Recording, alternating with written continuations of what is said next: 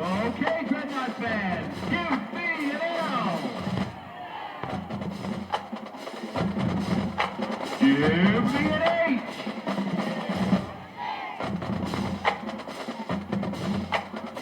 Give me an S.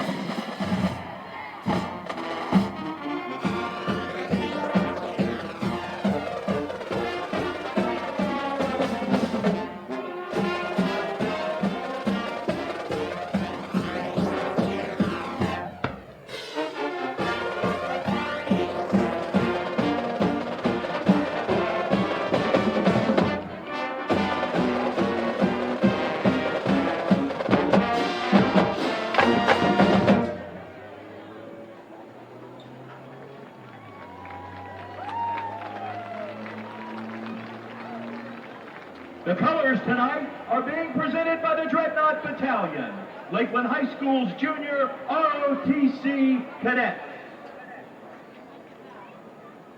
They are Cadet Command Sergeant Major Wynn, Cadet Corporal Martinez, Cadet Private Martinez, Cadet Private First Class Hollowell, and Cadet Sergeant Rosario.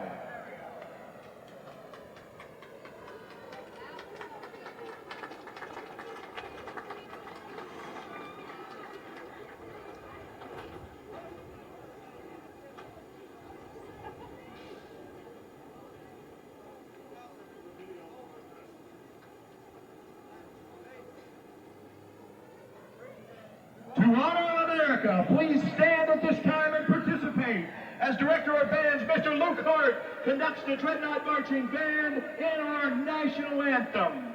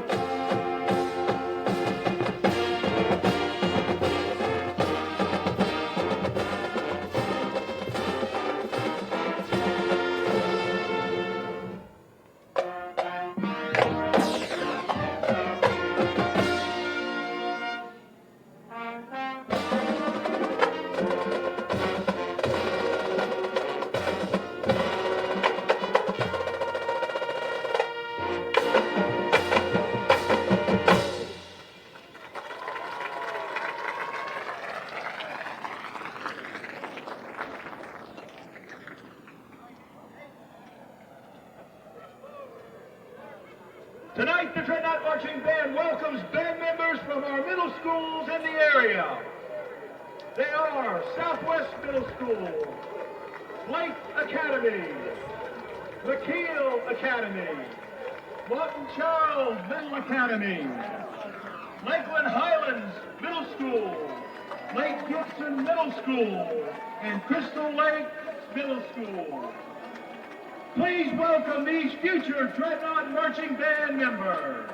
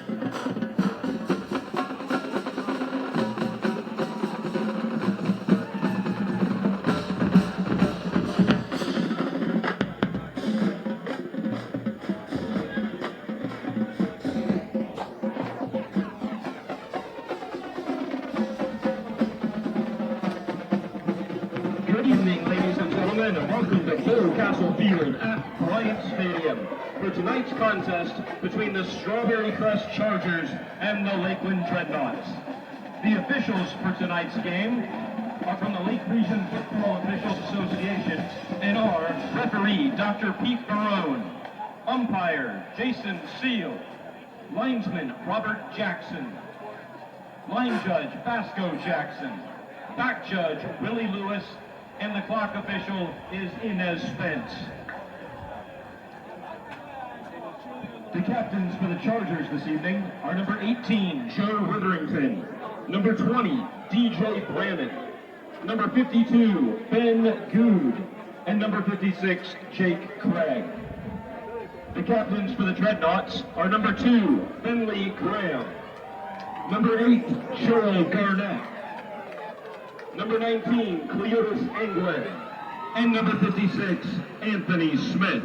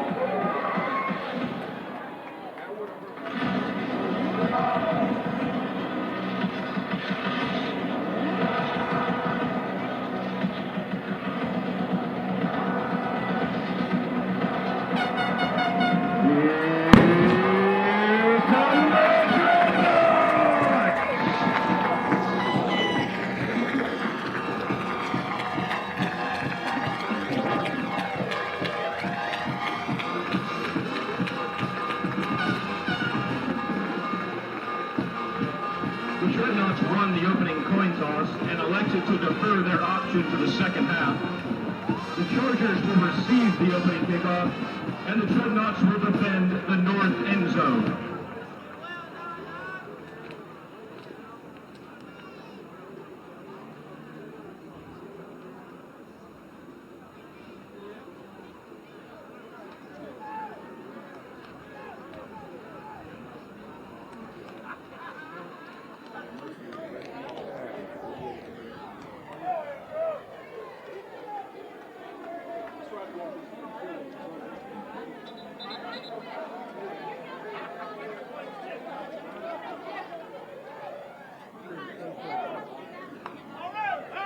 Lakeland High School would like to say thank you to Little Caesars Pizza for being tonight's press box sponsor. Go visit Little Caesars this weekend and enjoy.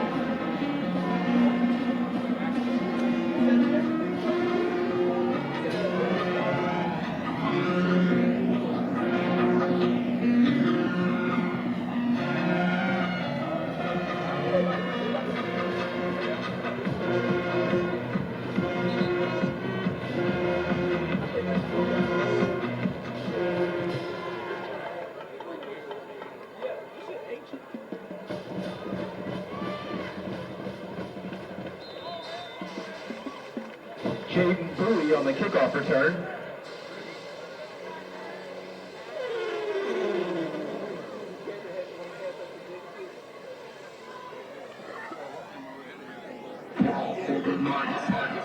The Chargers take over first down and 10 from their own 25-yard line.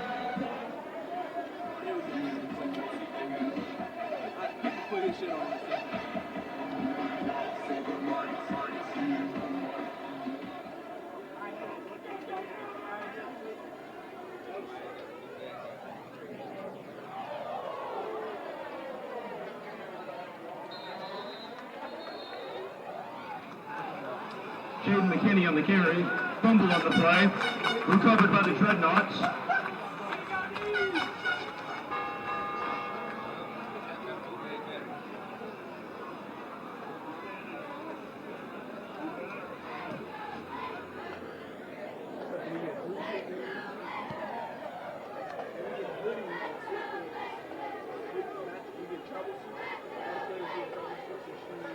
The Dreadnots take over first down and 10 from the Chargers' 15-yard line.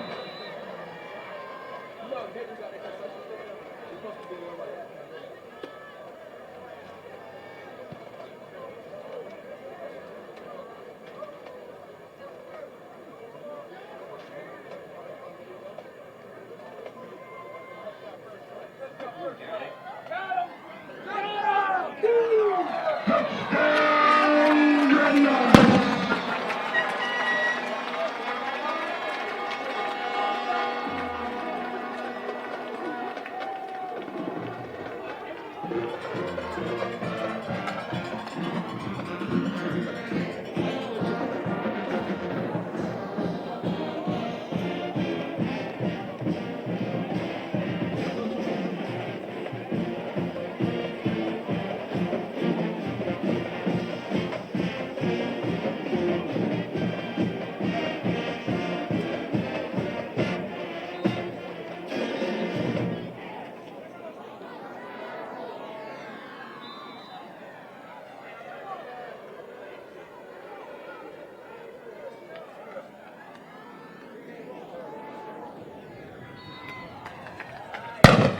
The point out there is good by Matthew Word.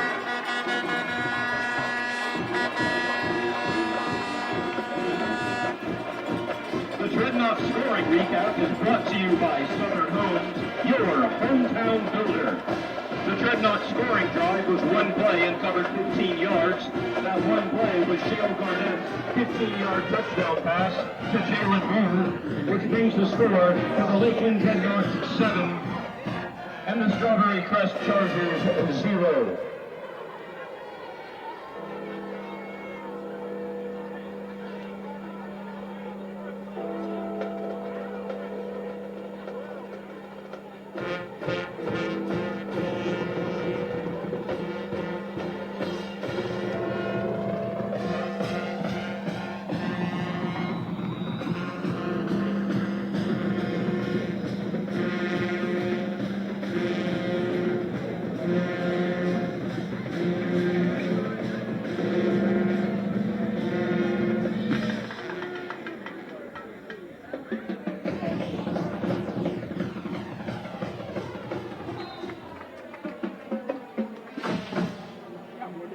On the kickoff return. Tackled by Jakari Martin. Correction, tackled by Jalen Christian. The Chargers will take over first down and 10 from their own 23-yard line.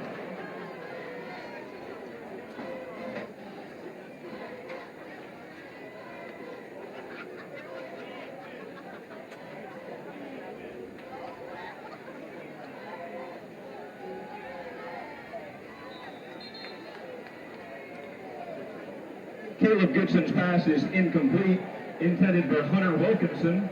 Brings up second down and 10.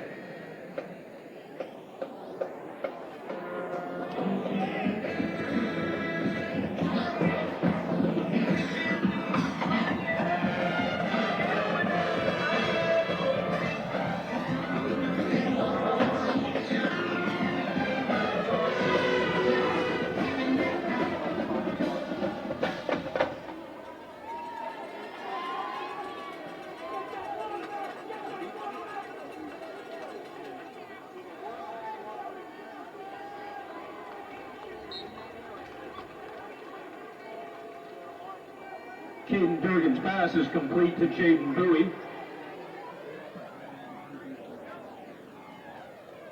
Play gains 7 yards, brings up 3rd down and 3.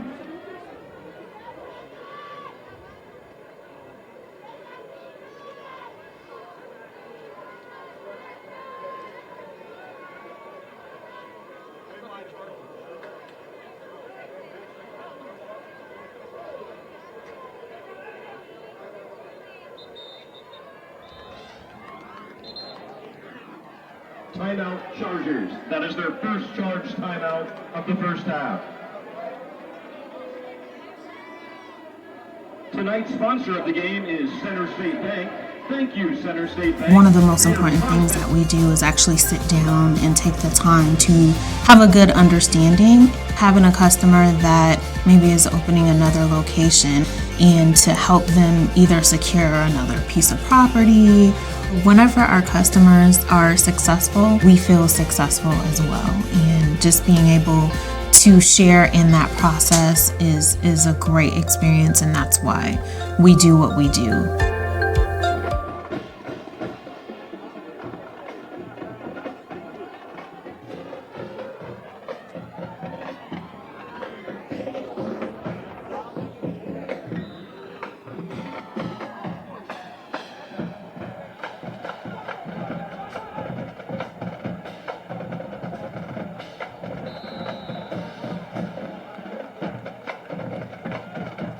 Caden Durgan on the carry. Play gain 4 yards and results in a Chargers first down.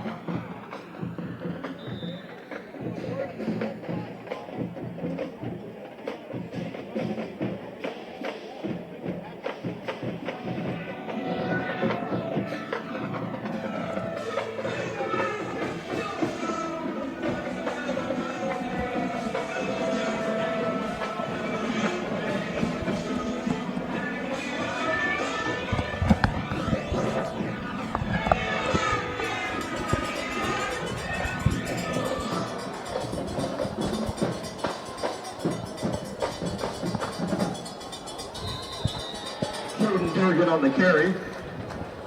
Tackled by Deidre James. Deidre James with the tackle for the Dreadnots. And that play from the Strawberry Crest Chargers. Jeff Goddard now with you here on the Lakeland Football Webcast. We had a little technical difficulties tonight, but we are now with you.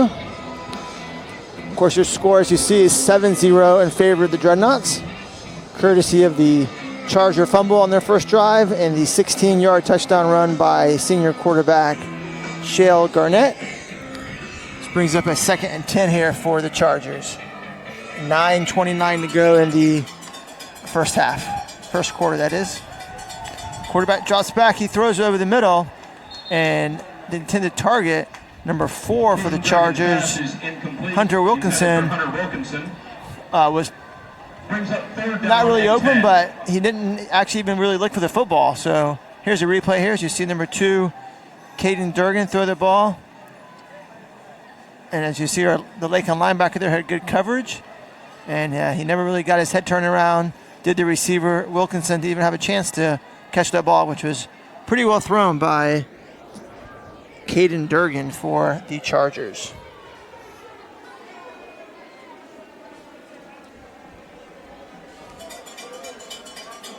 So 3rd and 10 here for Strawberry Crest. Here's the snap.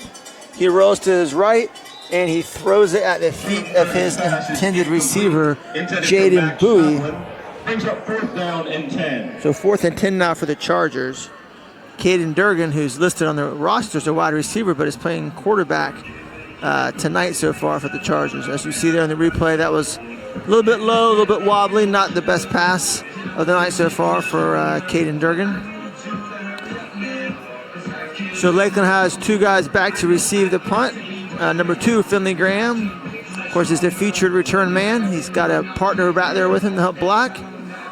And Chargers are getting ready to punt here.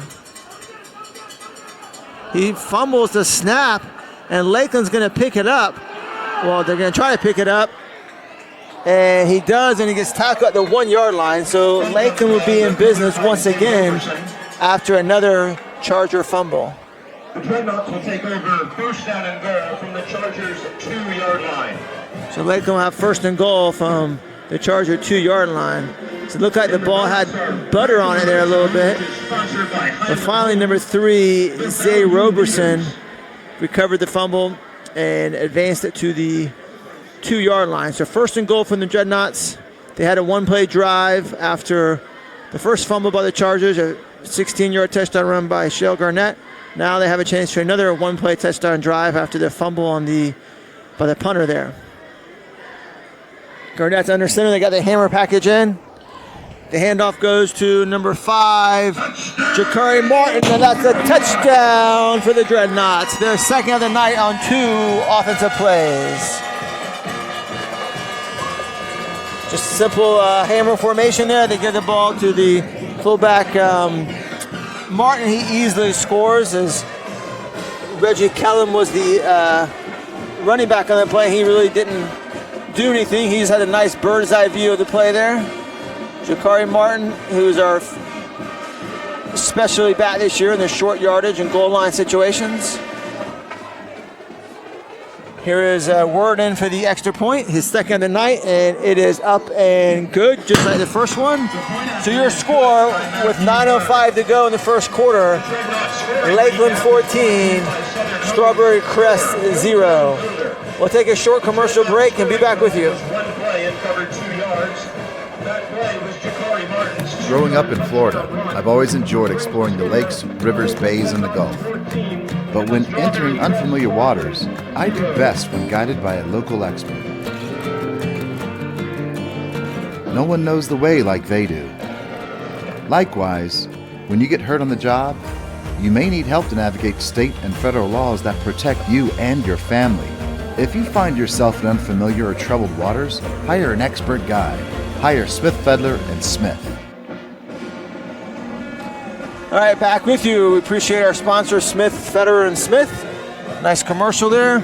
As you see, also one of our sponsors tonight, B&L Tires. We appreciate them helping sponsor the webcast. So Strawberry Crest 0, Lakeland 14 here in the early stages of the first half. 9:05 to go in the first quarter.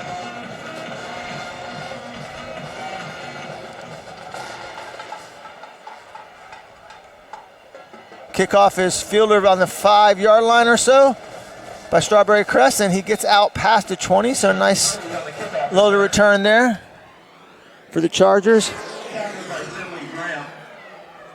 Jaden Bowie with the return, tackled by Finley Graham. Made a nice little cut there. Actually, that was not Finley Graham with the tackle. I can't tell who the Lakeland player was who was on the ground, kind of dove and tripped him up by his ankles. The press box announcer here said it was Finley Graham, but on the replay there you could see that it was not Finley. It was an unidentified Dreadnought, but nonetheless, good job getting him down around the 24-yard line, 23-yard line. Be first and 10 for the Chargers. They have 3 receivers lined up out to the left, trips, and 1 out to the right. Quarterback in the shotgun. He fumbles the snap again as they're having some problems holding onto the ball tonight. And it was recovered by Lakeland. So 3 offensive possessions so far. As you see the replay here for the Chargers. 3 fumbles, counting the one by the punter a while ago. Let's see here. He just never really had possession of it at all. And he fell on it but couldn't corral it in. And so was that number 33 for the Dreadnoughts, Sean Smith.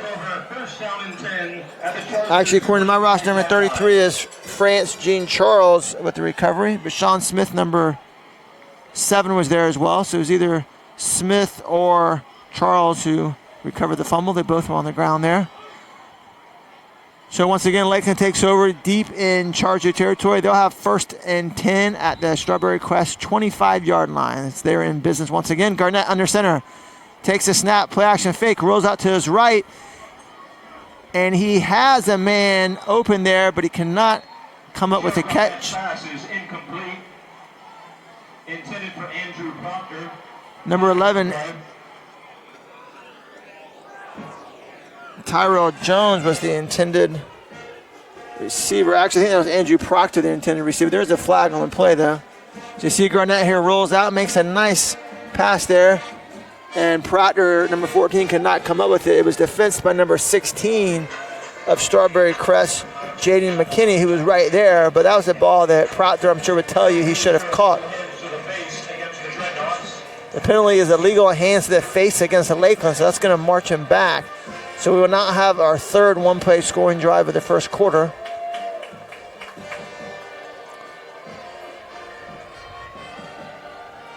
So that's going to be a 15-yard penalty, I believe. So this doesn't come all the way, and actually just a 10-yard penalty. So at the 35-yard line is where the Dreadnots will take over. So now it's 1st and 20 for Lakeland.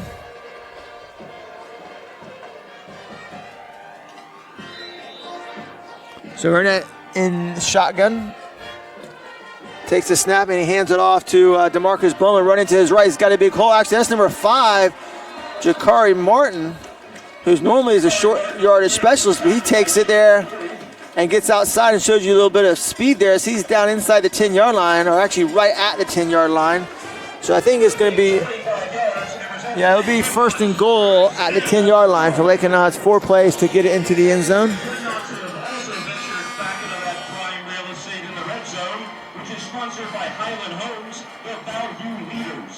Actually, it looks like, I can't tell if they have a mark at the 10.5 or right at the 10. It looks like it's just outside the 10. I think that's close enough. We're going to call it 1st and goal for the Dreadnots. And the Dreadnots have a fumble of their own on the exchange there between Garnett and the running back, and the Chargers recover it.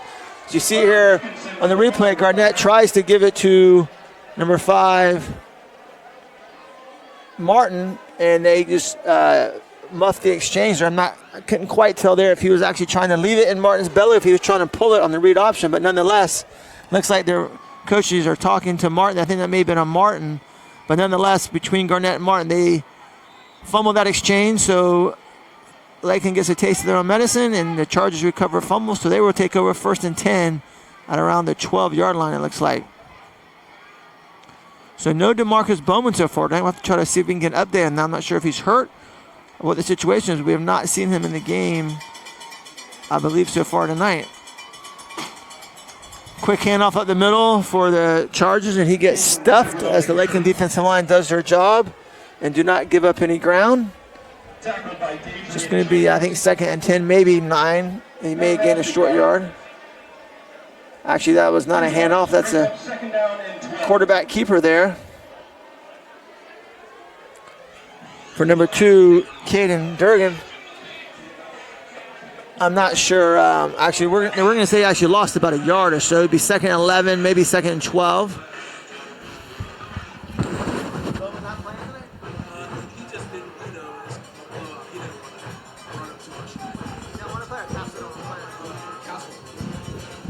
Get some rest. That pass is incomplete as it was intended for number 3, Jaden Bowie. It would have been a short game anyways, but cannot come up with a catch as you see the replay here. Just a quick little hitter there to number 3, and he should have caught it. I mean, Finley Graham was right there and put a nice hit on him there. Did number 2, the senior cornerback for the Dreadnots, but that's certainly one that Bowie should have caught. But good job by Finley Graham for being there to lay the lumber as it was. And I just got an update from one of the assistant coaches up here in the box that DeMarcus Bowman is not playing tonight. He's not hurt or in trouble or anything. Just resting him tonight, as it's a game that they, as you see, actually I can see Bowman dressed on the sideline. So if they needed him, if it ended up being a close game, he can certainly go in. As the quarterback keeps it and runs right in the middle, he gets out to around the 24-yard line. That's going to be a 1st down for the Chargers. Caden Durgan gets about 14 yards on that play, and the first down of the night for the Chargers, as it was just a fake there. I don't think it was a true read option. I think that was a design quarterback drill all the way, but he did fake it nonetheless. And he gets out to around the 24-yard line. So 1st and 10 now for the Chargers. Their initial 1st down of the night. So once again, as I was saying, Bowman is healthy. He's dressed. And Coach Castle has decided to rest him tonight, as this is a game that Lakeland expects to easily have in hand tonight. So we'll see if we didn't have to put Bowman in back. So far with Lakeland at 14, I think it looks like Bowman will get the whole night off to rest and make sure he's ready to go next week. The pass is complete that time to number 3, Jaden Bowie, and he gets out to around the 31-yard line, so that's a 7-yard gain for the Chargers, as you see the replay here. Nice short passing game the Chargers are trying to get going. That's a really nice pass there by Dugan. Nice tight spiral right to Bowie. 7-yard gain. That tackle for Lakeland was by number 36, Malik Whitaker. So 2nd and 3 now for the Chargers. They're putting together their first drive of the night.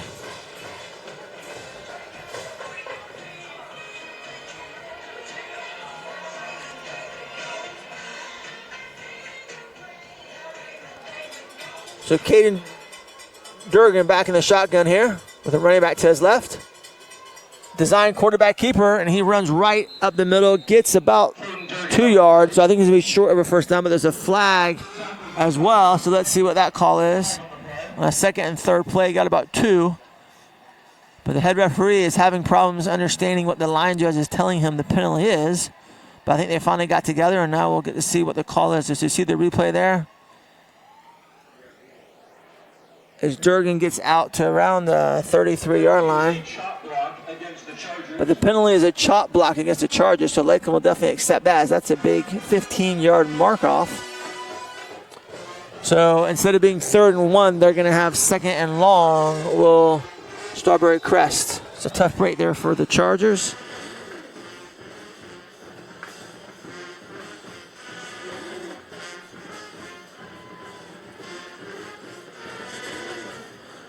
So the ball is marked on the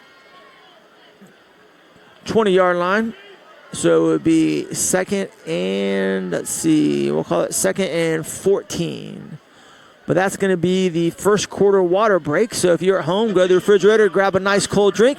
We'll take a commercial break and be back with you with Lakeland up 14.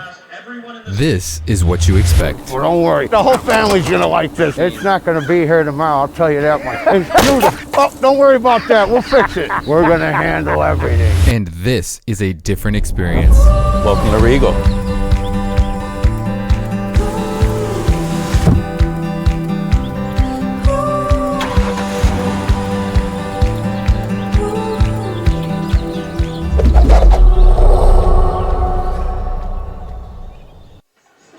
I want to thank our sponsor, Regal, for all their support of Lakeland football. As you just saw that Regal commercial, we encourage you, if you're in the market for a car, please visit Regal Automotive. They have 2 dealerships here in Lakeland, one on Bartow Highway and one out on Lakeland Hills Boulevard, right next to Joker Marchant Stadium. So if you're just joining us, Lakeland's up 14-0. They had 2 one-play drives after Charger fumbles in the first quarter.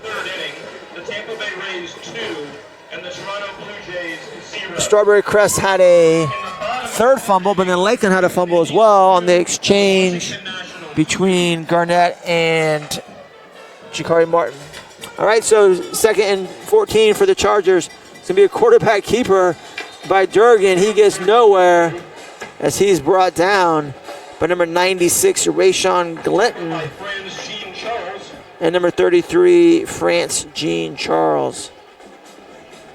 As you see, number 96 kind of blows the play up there when him and Charles combine to make the tackle. So that's a loss of 1 on the play, so it'll be 3rd and 15 now from the 19-yard line. So this is the down that Strawberry Crest needs to stay away from. 3rd and long, 2nd long. As long as they can get positive yardage on 1st and 2nd down and have 3rd and man, well, they have a chance to move the ball, which they did there for a couple plays there to start this drive, and they had the chop block, which is a 15-yard penalty. That really put them in a tough situation. Takes a shot, the snap from the shotgun does Durgan, and he gets it out, almost intercepted by the Dreadnought defensive back, but it kind of went right through or above his hands. The pass was complete to Hunter Wilkinson, but it gets a very short gain. Let's see if on the replay here we can tell who the defensive back was that almost had the interception. That's number 22 for Lakeland, Champ Johnson. Made a nice play, and they got him pushed out of bounds pretty quickly after a 3-yard gain. So it's 4th and 11 now for the Chargers. The first time they punted the ball, they had a muff snap, and Lakeland recovered at the 2-yard line. Let's see if they can execute the punt this time with Finley Graham and another Dreadnought back deep. And this time it gets blocked, and it's going to be out of the end zone for a safety. So that snap was high. The punter successfully fielded it, as you see in the replay here, but that messed his timing up, and before he could successfully get it off, that's number 3 for Lakeland, Zay Roberson, with the block, and he blocked it so forcefully, it just shot like out of a cannon through the end zone. So Lakeland does not have a chance to recover it. Instead, it's a safety. So your score now, Lakeland 16 and Strawberry Crest 0. And so now, as you're aware of, if you're a football fan, Strawberry Crest has the option of either punting or kicking off after the safety. And Lakeland has Finley Graham and Arian Smith, the other speedster, back deep around the 25, 26-yard line.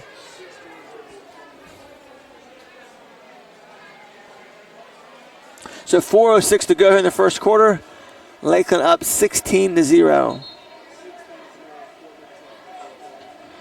Great job there by Zay Roberson with the block. If that had been a good snap, I think there's a good chance the punter for Strawberry Crest would have been able to get it off, but being a high snap, he had to jump up and he caught it, but that threw his timing off, slowed him up just a little bit, and that allowed Zay Roberson to get in there and block it. And it wasn't one of those ones where he just barely got a finger on it. He got both hands. He almost was able to take it off the punter's foot, and Lakeland gets the safety. It's number 44, the kicker for the Chargers, Nick Benvenuti. Easy for you to say at home. There's a little bit of a kind of a short kickoff there. Lakeland fields it around the 44-yard line. That's the speedster, Arian Smith, and he's going to take it to the house. They are not going to catch him. Not a chance. No flags on the play. That's a touchdown for Arian Smith. As you see there, he just hit the middle of the field and then cut it off to his left. And that's about as easy of a kickoff touchdown return as you can get. Great job by Smith of fielding it cleanly and turning the Jets on.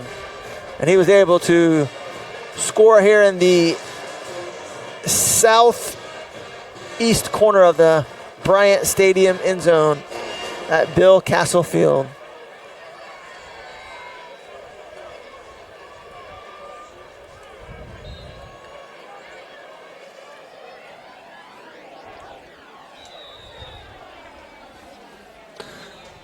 So Lakeland waiting to attempt the PAT.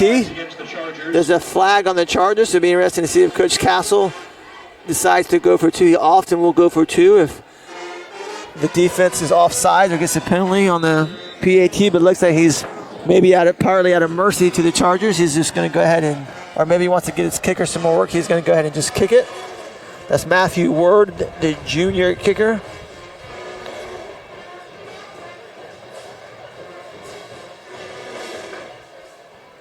Arian Smith is the holder.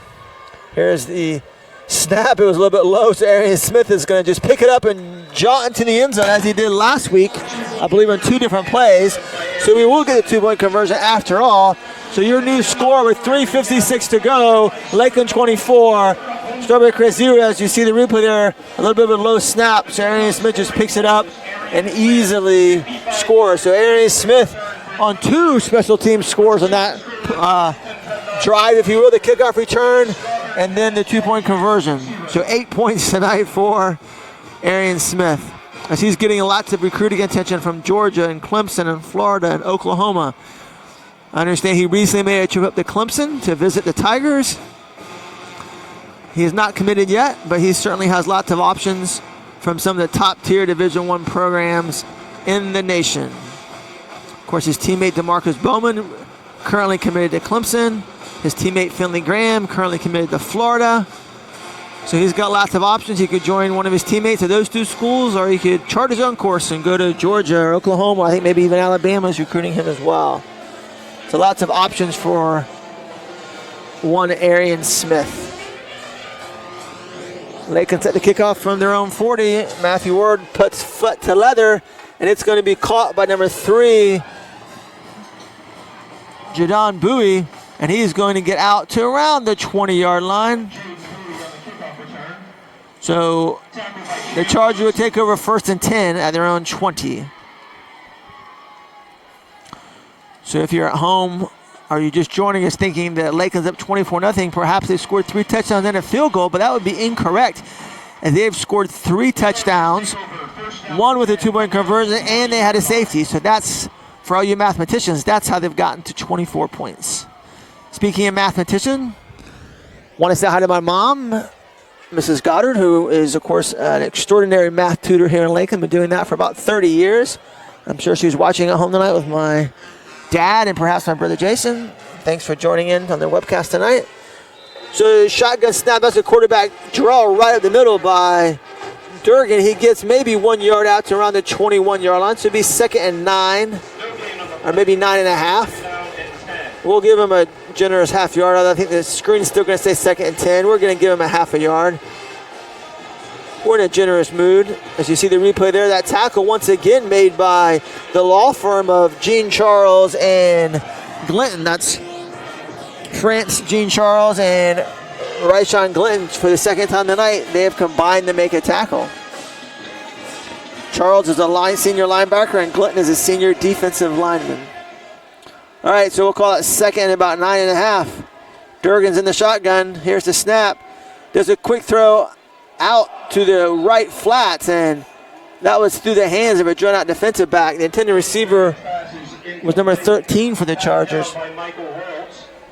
That's Michael Holtz with the pass breakup, and it could have been an interception there. As you see, he's going to be having nightmares about that. He could have, Michael Worlds, number 15, he could have easily had an interception, possibly a pick 6 there, but that went through his hands. So now it's going to be 3rd and almost 10 here for the Chargers.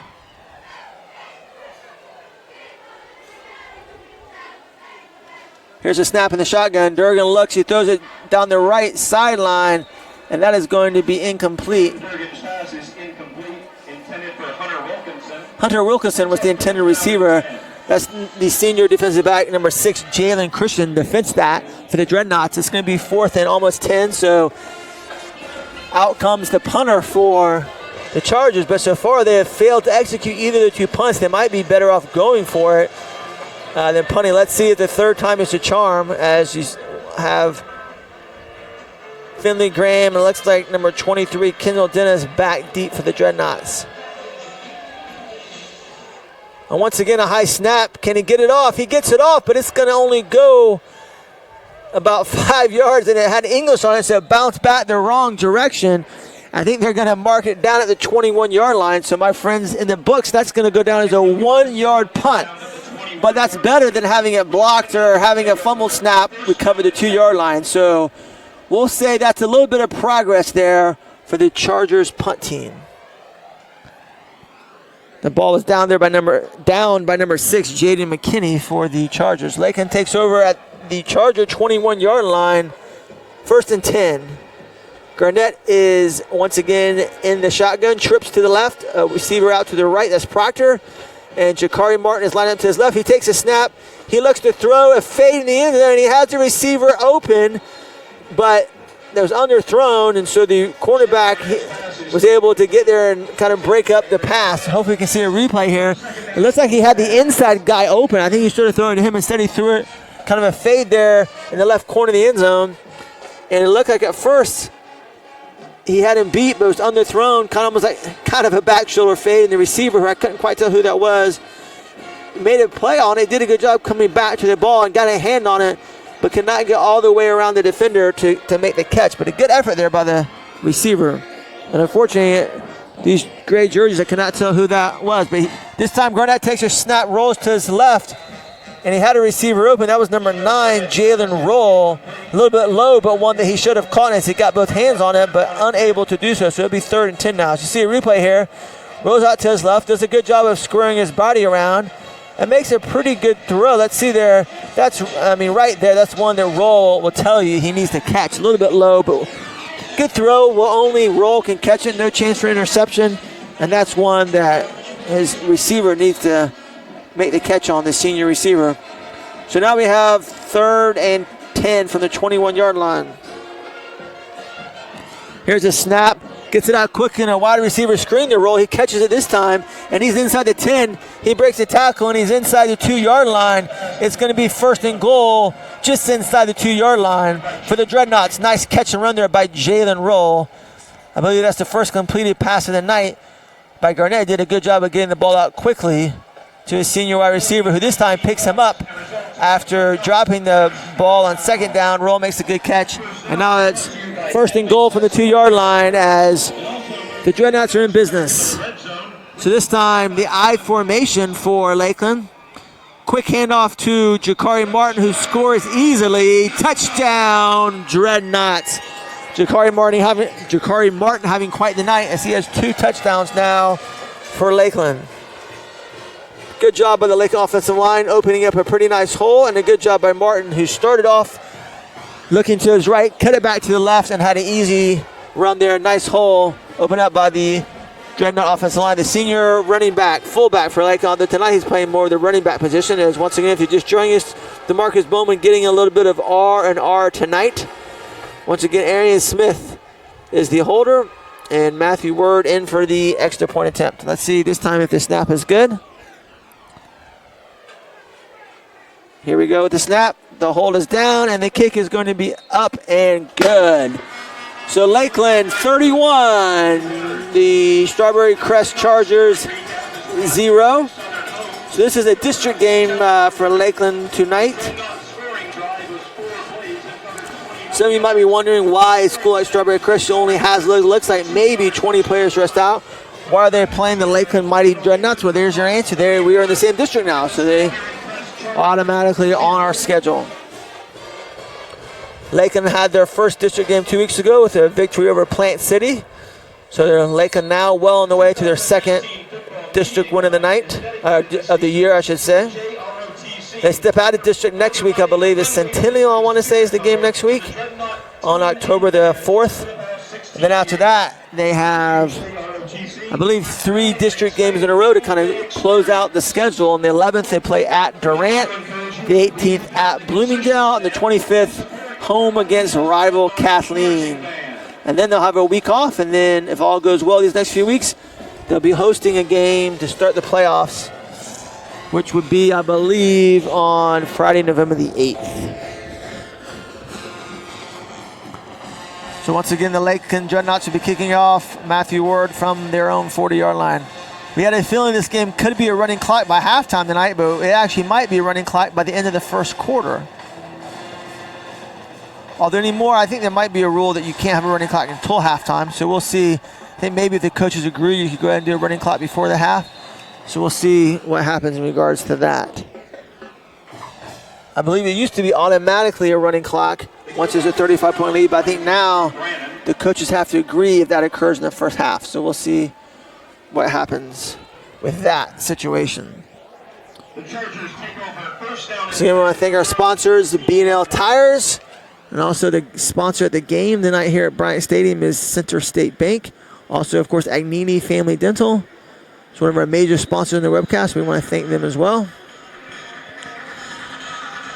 So the Chargers, after that fair catch in the kickoff, will take over at their own 14-yard line, 1st and 10.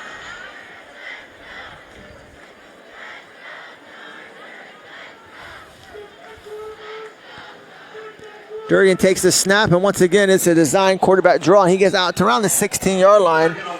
So we'll give him credit for about a 2-yard gain as he now heads over to the sideline to get the play for 2nd and 8. Play gain 2 yards, brings up 2nd down and 8. Here's a replay here. Let's see if we can note who made a tackle for the Dreadnoughts. That's number 25, if my eyes saw correctly. Yes, number 25 for Lakeland. That is junior linebacker Adrian Ellefson. So good job there. An tackle for Ellefson. 2nd and 8 now for the Chargers. In the Dreadnought Marketplace area. Again, a set of keys has been turned into the press box. Timeout Chargers. That is their 2nd timeout of the first half. Strawberry Crest takes a timeout. We'll take a commercial break and be right back with you. 1, 2, 1.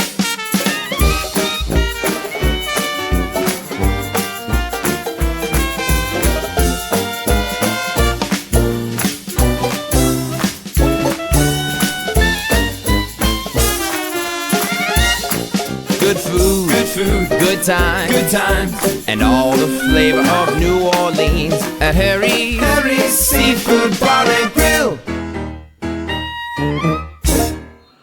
We want to thank our sponsor, Harry's Seafood, a longtime sponsor of Dreadnought football. If you're in the mood for some good seafood and good New Orleans Cajun-style food, you can do no better than Harry's Seafood in downtown Lakeland on the corner of Kentucky and Maine. It's a historic building there, and our good friend Manuel Meza is the general manager there. Just does a fantastic job there at Harry's Seafood. Great restaurant here in downtown Lakeland. All right, 2nd and 8 for the Chargers. Durgan back in the shotgun. He's got a running back to his left. Takes a snap, and he fakes it to the running back and keeps it. I think that may have been a read option that play. And he, as opposed to a design quarterback draw, which we've seen plenty of those tonight, and he loses, we'll say no gain. Maybe loses a half yard. We'll say no gain, so it'll be 3rd and 8 now, still at the 16-yard line. 53 seconds to go here in the first quarter.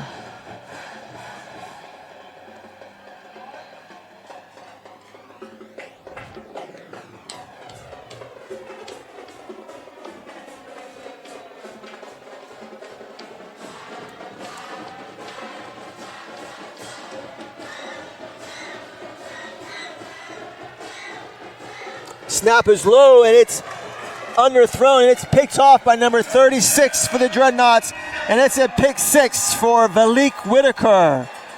As that snap was low to Durgan, as you see the replay actually on the ground, he picks it up and fires it off quickly, but Malik Whitaker saw the play, read the quarterback's eyes as that ball was intended for number 3, Jaden Bowie, and that's about as easy of a pick 6 as you can have. And a touchdown for the senior cornerback, Malik Whitaker. Did a great job there of jumping that route, and he gets a pick 6, and that officially puts us over the 35-point margin, or difference, I should say. So Lakeland 37 and Strawberry Crest 0. So they, in fact, did get to that 35-point lead in the first quarter. But no running clock yet. Like I said, I think the coaches have to agree to that. Of course, the second half will automatically be a running clock now that there's been a 35-point lead. And once again, a little bit, actually that looked like a pretty good stuff. I think Aaron Simmons just wanted to run the ball. And he puts his shoulder down, showing you that he's not just a track athlete. He just lowered his shoulder and ran over the would-be tackler here for the Chargers. Let's see who that is. Is that number 3? Look at that, boom. Puts his shoulder down, breaks the tackle, gets the end zone. That's Jaden Bowie, who tried to tackle Arian Smith, and Arian was having none of that. So another 2-point conversion for Arian Smith, his second of the night, to go with his kickoff return for a touchdown as well. It is now 39-0, Lakeland with 21 seconds to go.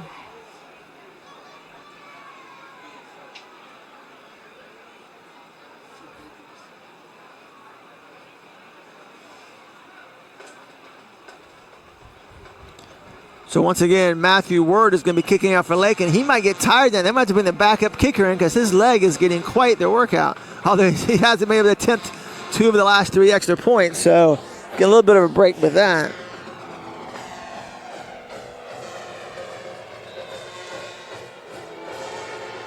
Also want to give a shout out to Coach Baylor's parents who are watching up in the Washington, D.C. area.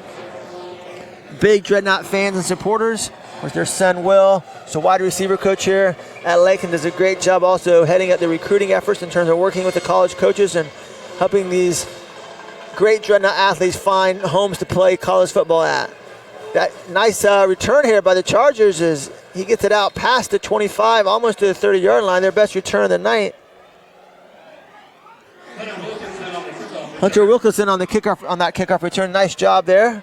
As he caught it, didn't dance around, just went straight upfield and gets out to around, let's see, the 20, call it the 28-yard line, I believe. The Chargers will take over. So 1st and 10 for Strawberry Crest from their own 28-yard line. 15 seconds to go here in the first quarter. Your score, you're not reading that wrong. 39-0, Strawberry Crest down to Lakeland.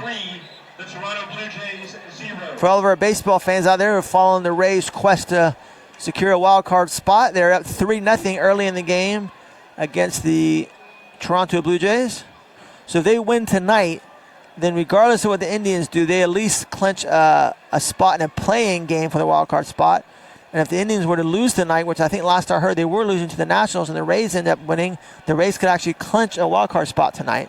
Of course, they're a game behind Oakland right now to get to host the wild card game. Here's a snap. Durgan takes it, runs to his right. He gets a couple yards and actually falls forward, gets all the way out to the 35-yard line. So that's a 7-yard gain on the quarterback keeper for Caden Durgan, which that is apparently their favorite play tonight as they run that quarterback keeper, I would say at least 50% of their snaps. That's the last play of the first quarter. Lakeland 39, Strawberry Crest 0. And now it's time for the newest tradition here at Bryant Stadium, the Dreadnought Wave. As all the fans stand up and they face the 6th floor of the Barnett Pavilion on the campus of Lakeland Regional Health. That's the kids' floor. A lot of these kids are battling serious injuries or illnesses, I should say, including a lot of them battling cancer. And so every night, every game now, at the end of the first quarter, all the Dreadnought players, fans, and even opposing fans and players light their cell phones and they wave up to the 6th floor of the hospital, and the kids and the nurses and the families wave back. And it's just a way, as you see there, some of the people waving back there, it's just a way of showing our support for these kids who are battling, as I said, in many cases, serious illnesses, and our thoughts and prayers go out to them, and well wishes, as that is something no one wants to have to go through. But we do have people, of course, in our own community throughout the country and world who deal with having to face cancer and other illnesses, and we just want to let people here in our own community know that we're here with them, we love them, we support them, we're praying for them, and we give them all of our best. And some of our players, usually on Friday afternoons before the game, they go up to the 6th floor there, the Barnett Pavilion of Lakeland Regional Health, and they actually spend some time with some of these patients, take pictures, pass out footballs, and all that good stuff. So just a great new tradition that our Booster Club president, Jill Beavis, started last year, and it's their 2nd year of the Dreadnought Wave. So we're very happy and proud of that tradition, and it's just a great new tradition here. 2nd year in the making for the Dreadnoughts and all the faithful here at Bryant Stadium.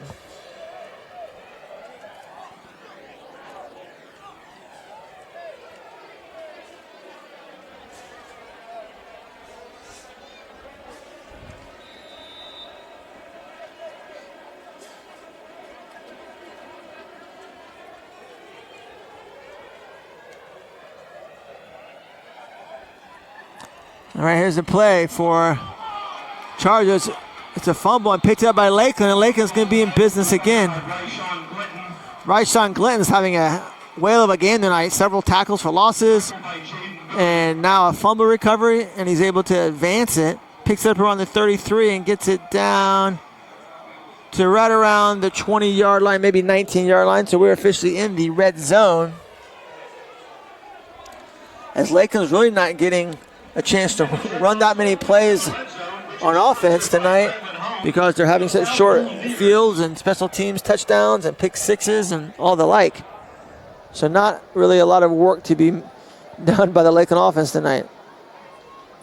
All right, Garnett's in the shotgun. He takes a snap. He looks to throw. He's surveying the field. No one's open. He takes off, scrambling to his right. He's inside the 15, inside the 10. He hurdles over Charger player. Are you kidding me? Wow, that's highlight reel material rather, but unfortunately there is a flag on the play, so it's probably coming back as he gets knocked out of bounds around the 2-yard line. Look at this, as he gets right around the 10-yard line, he's just going to hurdle over this Charger player. Wow, that's an ole type of play there by the defensive player. If we could get this play up to ESPN, that play would definitely be in the top 10 of SportsCenter. But unfortunately, you saw the flag, so I think it's coming back. It looked like he may have scored as he reached the ball out and hit the pylon, but I think the ref ruled that his foot was out of bounds before he touched the pylon with the ball. So we're waiting to see what the play is. I'm assuming he's probably going to be holding this Lakeland. Here comes the ref over to notify us.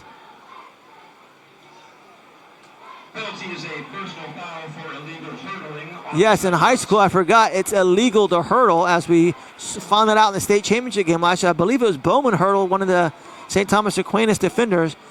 So if you were in college NFL, that would get you on the top 10 on SportsCenter. But in high school football here in the state of Florida, that gets you a penalty, as it is illegal to hurdle. Track and field, perfectly fine, but not in football. So that's a penalty. Garnett under center takes the snap, throws it out quickly to Roll.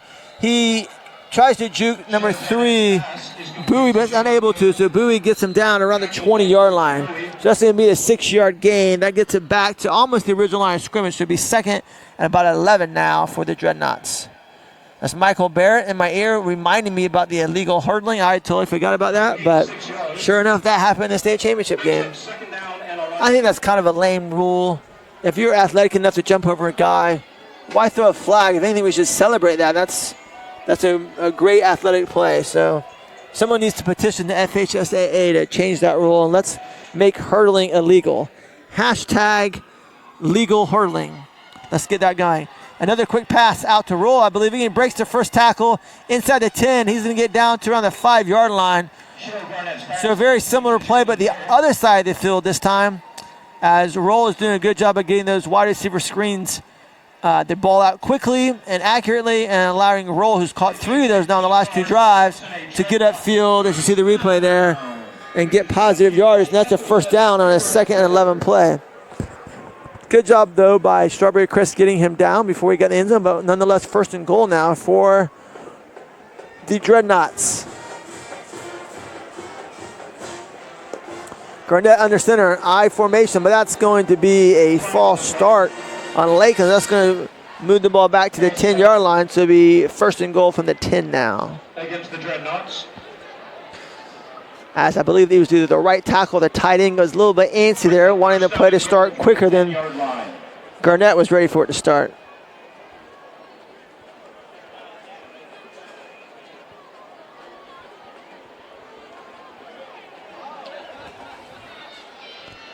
Here's the handoff to, I believe, Jakari Martin. He gets down inside the 5, but another flag.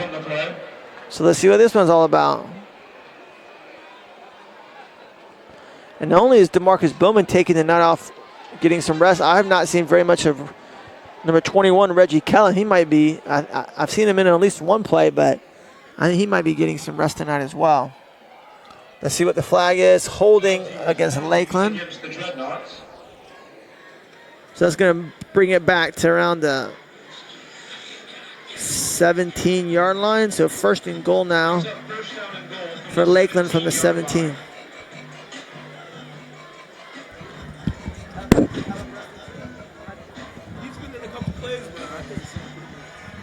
All right, Garnett under center I formation. He takes a snap, looks to throw, and he has really no one open, so he just kind of throws it out of the end zone, the corner. And another flag. Hopefully that's not going to be intentional grounding because there was a receiver right there. So let's see what this flag is. I mean, clearly there's a guy in the area, but I don't know. Let's see. I think they're going to call it on Strawberry Crest, maybe holding or pass interference on the Chargers.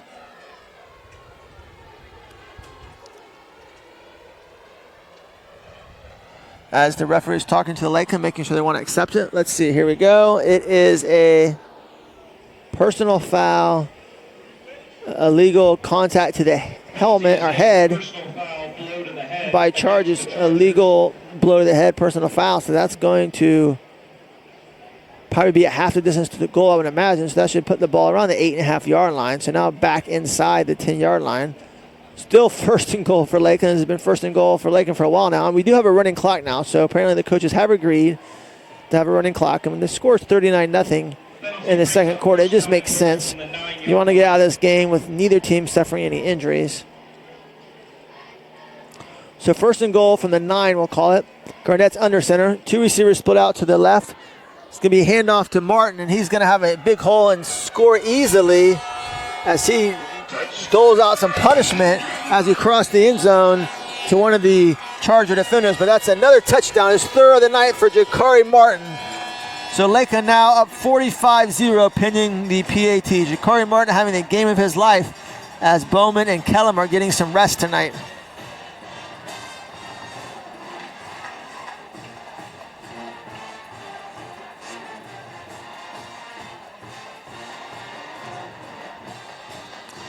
So let's see if Matthew Ward will actually get to kick this ball or if Arian Smith is going to get another 2-point conversion. Let's see here. The snap this time is right on the money. He gets it down, and the kick is No good. Not sure what happened there. The snap was there. The hold looked to be okay. He just didn't really connect very well on that, and I think it actually fell short and went just underneath the crossbar, just to the right of the crossbar. So no PAT that time, but your score, Lakeland 45, Strawberry Crest 0 on that 9-yard touchdown run, his third of the night by one Jakari Martin. Also want to give a shout out to my good friend Keith Cornea, Dreadnought fan extraordinaire, watching up in the mountains of Tennessee. Longtime Dreadnought Booster Club member and former president. Just great guy. I used to work with him at Southeastern back about a decade ago. Became good friends. And he's been up in Tennessee, I guess, for about 9 years now or so. So Keith, glad you're joining us tonight on the Lakeland Football webcast.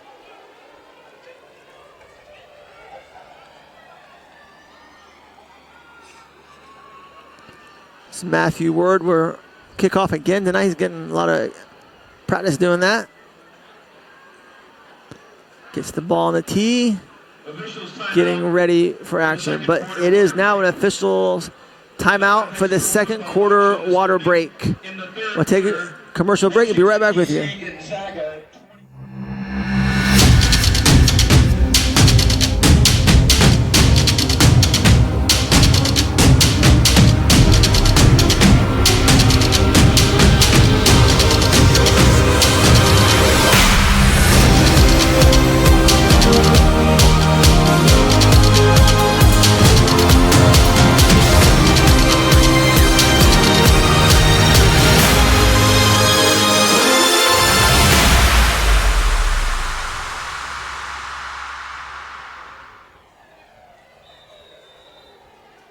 Thanks Springer Peterson, another one of our sponsors.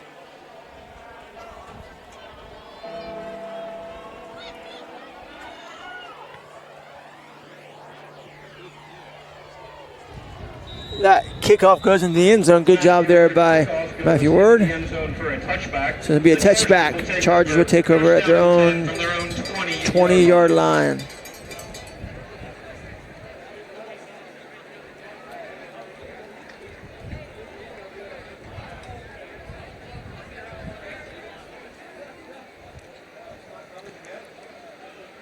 So 1st and 10 for the Chargers. Lakeland's getting to play a lot of players tonight. A lot of the backups and younger guys are getting a lot of PT tonight, which is great for them.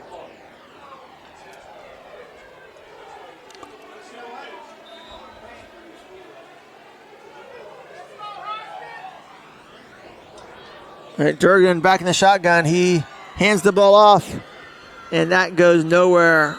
I think he gets forward progress out to the 20, so it'd be no gain. Tackled by a plethora of Dreadnought defenders. No gain on the play. Brings up 2nd down and 10. He almost fumbled the ball there. He did, but he held on to it. As you see, about 4 or 5 different Dreadnought players in there making the tackle, including number 26, Tyler Skillern, and number 45 was right there, Larry Jones, who's just a freshman. So getting great experience for him tonight. Durgan awaits the shotgun snap. He takes it, rolls out to his right on a design quarterback run, cuts it back to the left. Had a slight holder, but it closed up awfully fast as once again a bevy of Dreadnought defenders got Durgan to the ground. See the replay here. For a second you thought maybe he's going to let the pass the ball, but then you can see it's definitely a run. Looks like number 43 made the first hit for Lakeland. Michael Haskett and number 25, Adrian Ellefson, once again in on the tackle.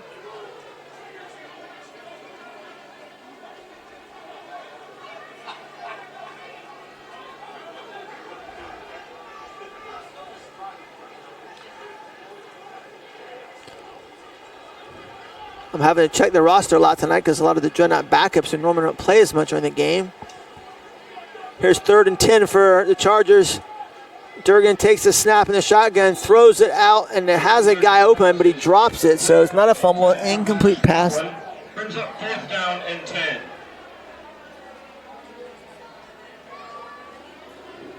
Should be 4th and 10, and The Chargers will be forced to punt once again as well, under 2 minutes.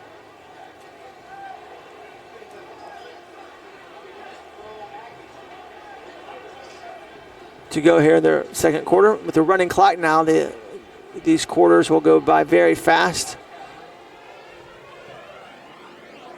Once again, we have Finley Graham and I think that might be the Arian Smith back this time with him to field this punt. If he's able to get this punt off, I would not be surprised at all if we see a return for a touchdown, or at least finally his best punt of the night by far.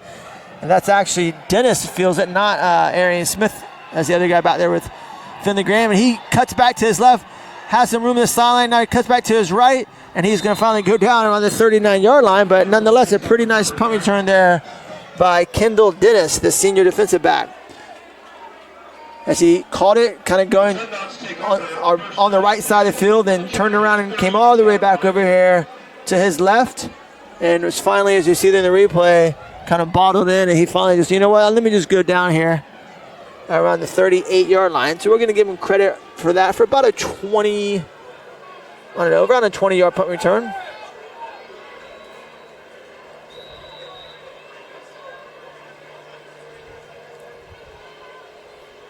All right, it's Mason Martin, and now fakes the handoff and throws to number 13, who breaks a tackle, well, kind of, but he gets tripped up by number 56. That's number 13, Dre Keys, the sophomore wide receiver from the sophomore quarterback. So this could be the future of the Dreadnought offense. And that was number 56 for the Chargers, who makes that tackle, Jake Craig. And that's going to be the last play of the first half with the running clock. Your score at halftime, Lakeland 45, Strawberry Crest 0. We'll take a short commercial break and be back with you for the Harry Seafood halftime show.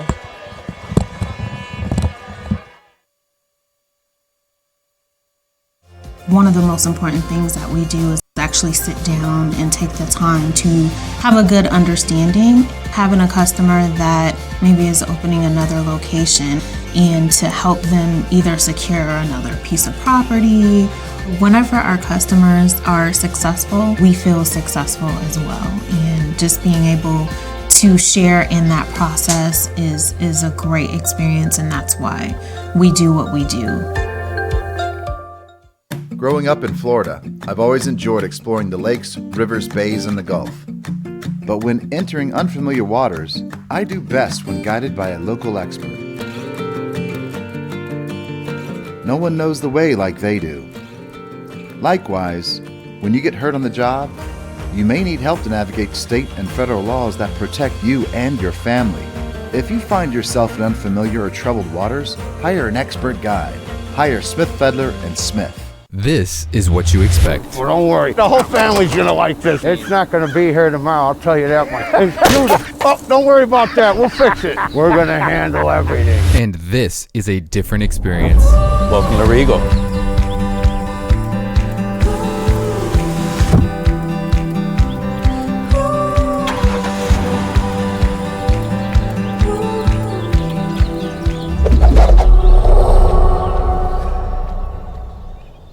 Every customer that walks through our doors, they have hopes, dreams, plans that they want to execute in their lives, and we are a facilitator to help them accomplish those dreams.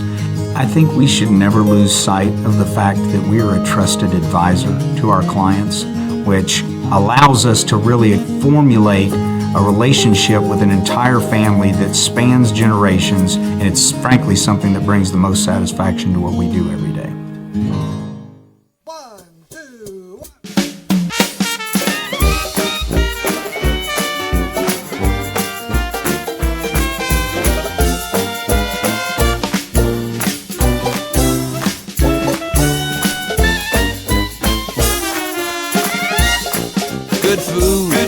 Good times, and all the flavor of New Orleans at Harry's Seafood Bar and Grill.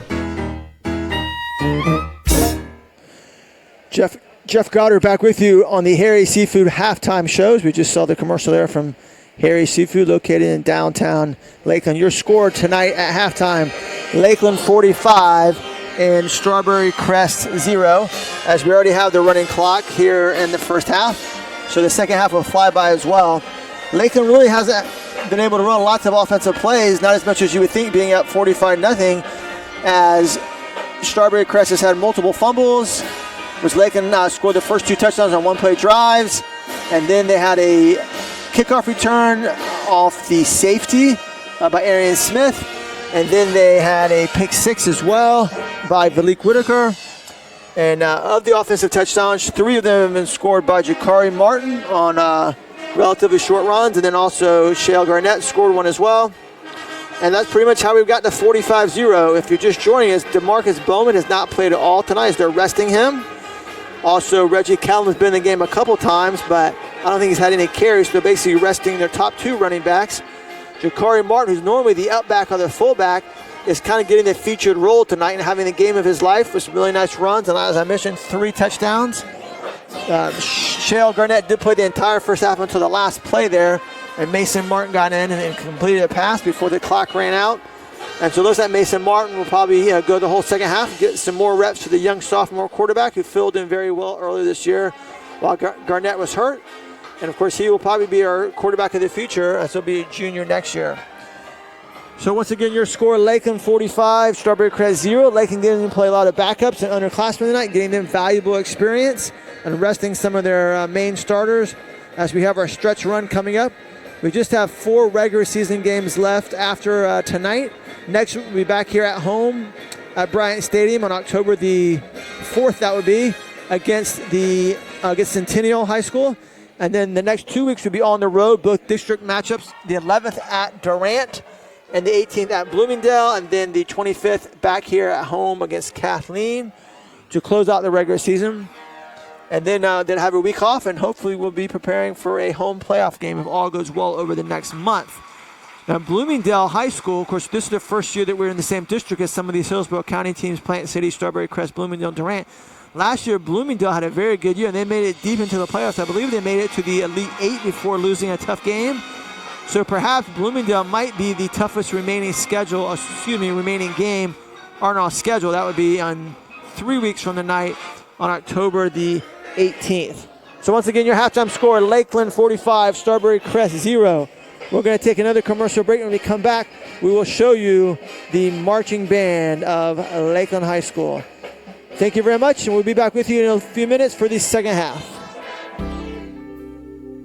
Agnini Family Dental truly is a family of doctors. We strive to give our patients a patient-first dental experience. Our goal at Agnini Family Dental is to provide our patients with the highest level of comprehensive dental care and prevention. Every member of our team promises to put the needs and concerns of every patient first in every aspect of their dental care. Our family of doctors take a tooth-conservative approach to restorative dentistry with a special focus on sedation dentistry, implant dentistry, and orthodontics. Call to schedule your appointment today and let our family of doctors change the way you look at dentistry.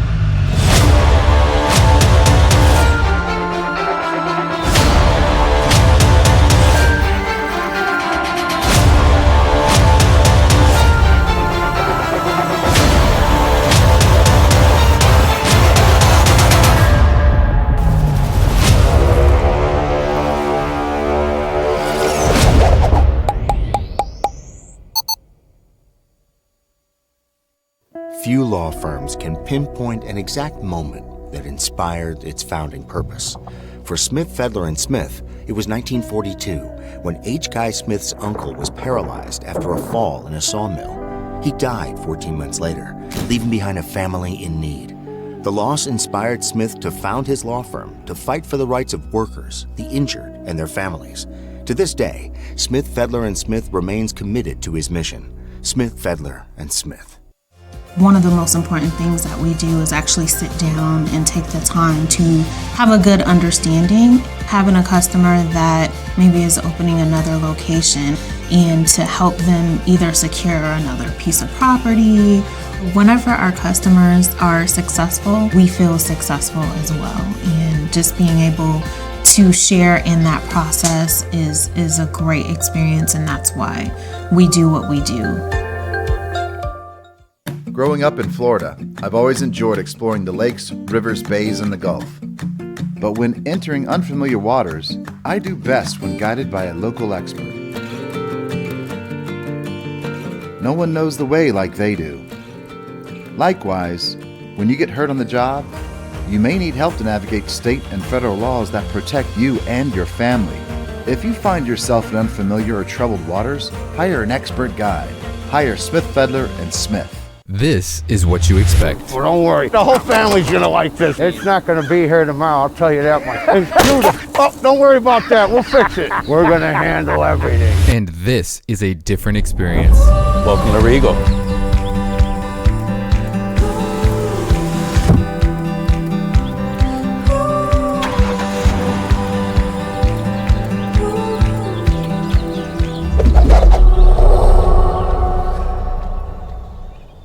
Every customer that walks through our doors, they have hopes, dreams, plans that they want to execute in their lives, and we are a facilitator to help them accomplish those dreams. I think we should never lose sight of the fact that we are a trusted advisor to our clients, which allows us to really formulate a relationship with an entire family that spans generations, and it's frankly something that brings the most satisfaction to what we do every day.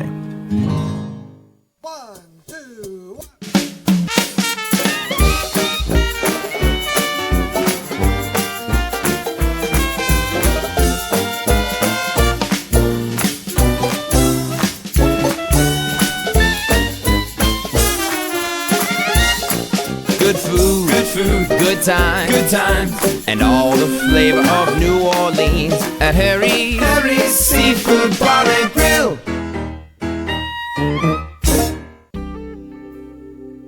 Agnini Family Dental truly is a family of doctors. We strive to give our patients a patient-first dental experience. Our goal at Agnini Family Dental is to provide our patients with the highest level of comprehensive dental care and prevention. Every member of our team promises to put the needs and concerns of every patient first in every aspect of their dental care. Our family of doctors take a tooth-conservative approach to restorative dentistry with a special focus on sedation dentistry, implant dentistry, and orthodontics. Call to schedule your appointment today and let our family of doctors change the way you look at dentistry.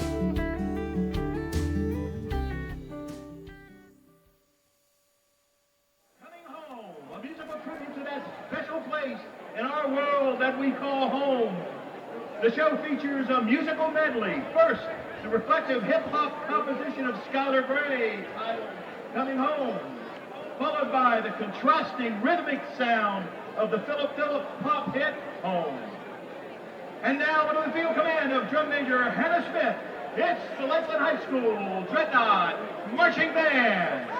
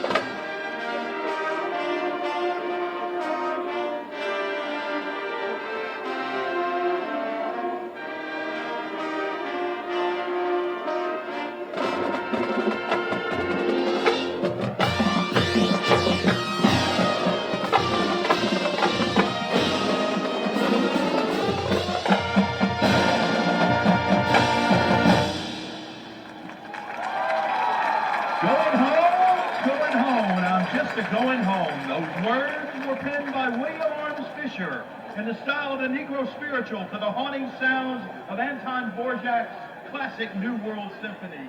This is music from Largo, Dvorak's classic symphonic work.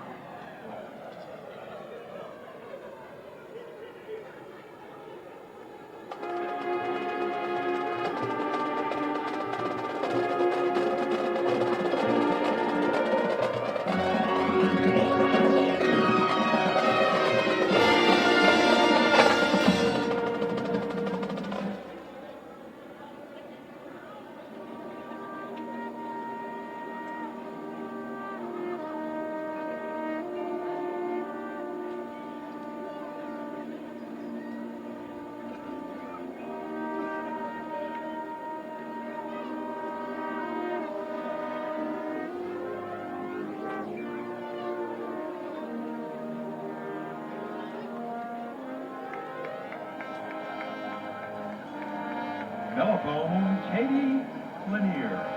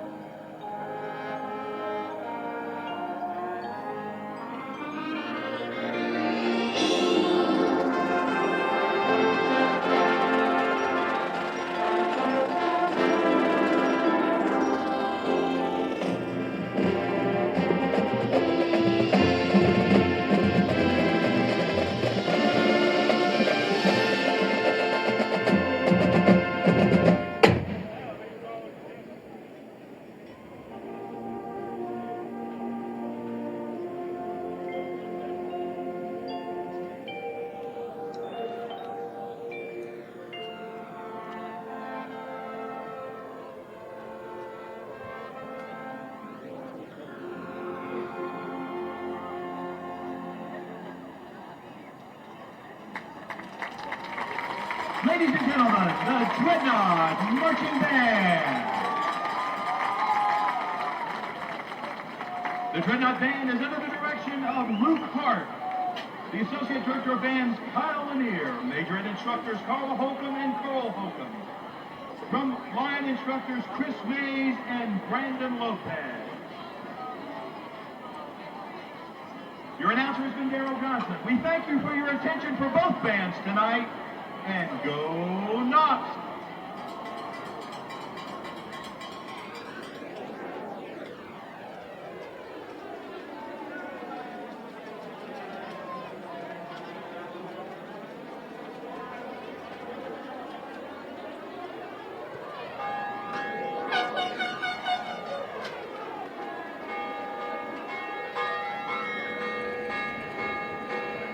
One of the most important things that we do is actually sit down and take the time to have a good understanding, having a customer that maybe is opening another location and to help them either secure another piece of property.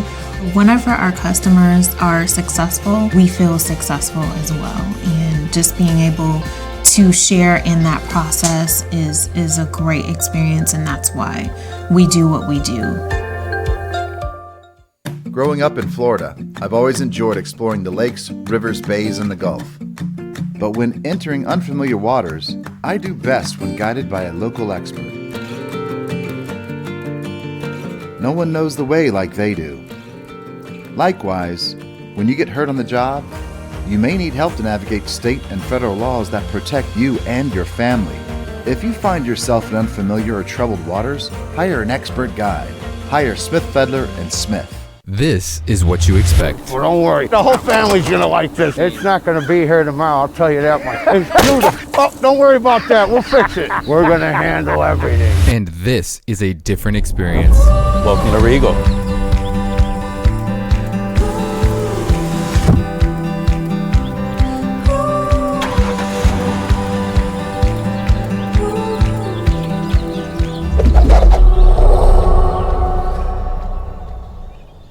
Every customer that walks through our doors, they have hopes, dreams, plans that they want to execute in their lives, and we are a facilitator to help them accomplish those dreams.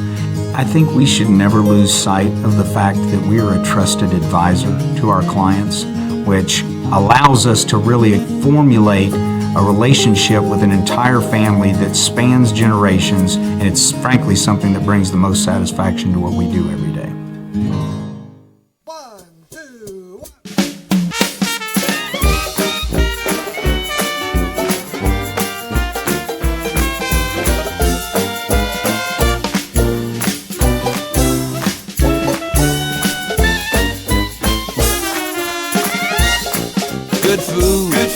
Good times, and all the flavor of New Orleans at Harry's Seafood Bar and Grill.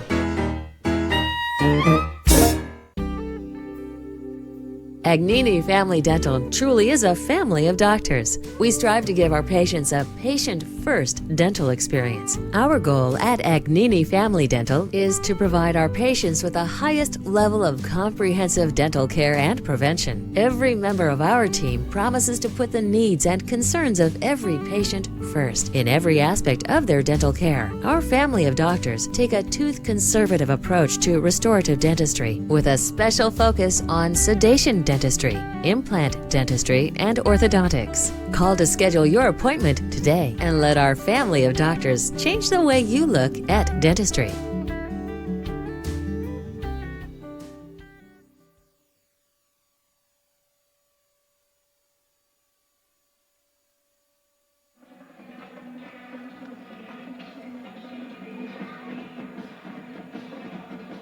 Another football action this evening at halftime. Armwood 28, Wiregrass Ranch 3. Also at halftime, Plant City 24, Bloomingdale 20.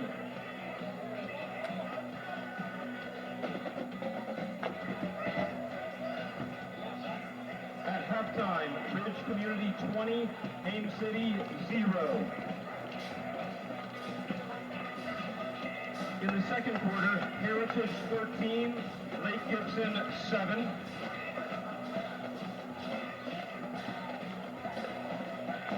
At halftime, Winter Haven 50. Of tonight's game between Lakeland and Strawberry Crest. The Dreadnots are up 45-0, and they will receive the second half kickoff. Gonzaga from Washington, D.C. 48, Plant 7. And we will have a running clock the whole second half, as we already had that for the last probably half of the second quarter. So the second half will fly by, and if you're just joining us, DeMarcus Bowman and some of the other players have not played at all tonight. Coach Castle is just resting them and avoid injury. Cleveland Indians, Washington Nationals 3, Cleveland Indians 2. All right, Strawberry Crest is not going down without a fight. They try an onside kick down 45 points. Why not? But the Dreadnots recover it at their own 45-yard line. Andrew Proctor, the tight end, showing you his good hands, recovers it as it initially bounces up off of another Lakeland player, but Proctor quickly catches. That's Ellefson, who was not able to corral Adrian Ellefson. But give Proctor credit, who dropped the pass earlier in the first half, showing you he does have good hands as he successfully fills the onside kick. There's our starting quarterback, Mason Martin, in the shotgun, number 12 for Lakeland. For those of you who didn't catch that was a Remember the Titans reference. So Martin is in the shotgun, takes a snap, fakes the handoff. He's under pressure. He rolls out to his left, cuts back to the right. He's scrambling. He's got a hole. He breaks the tackle. He jukes the guy, cuts back, but he's not going to get by that last defender there. Number 56 makes the tackle.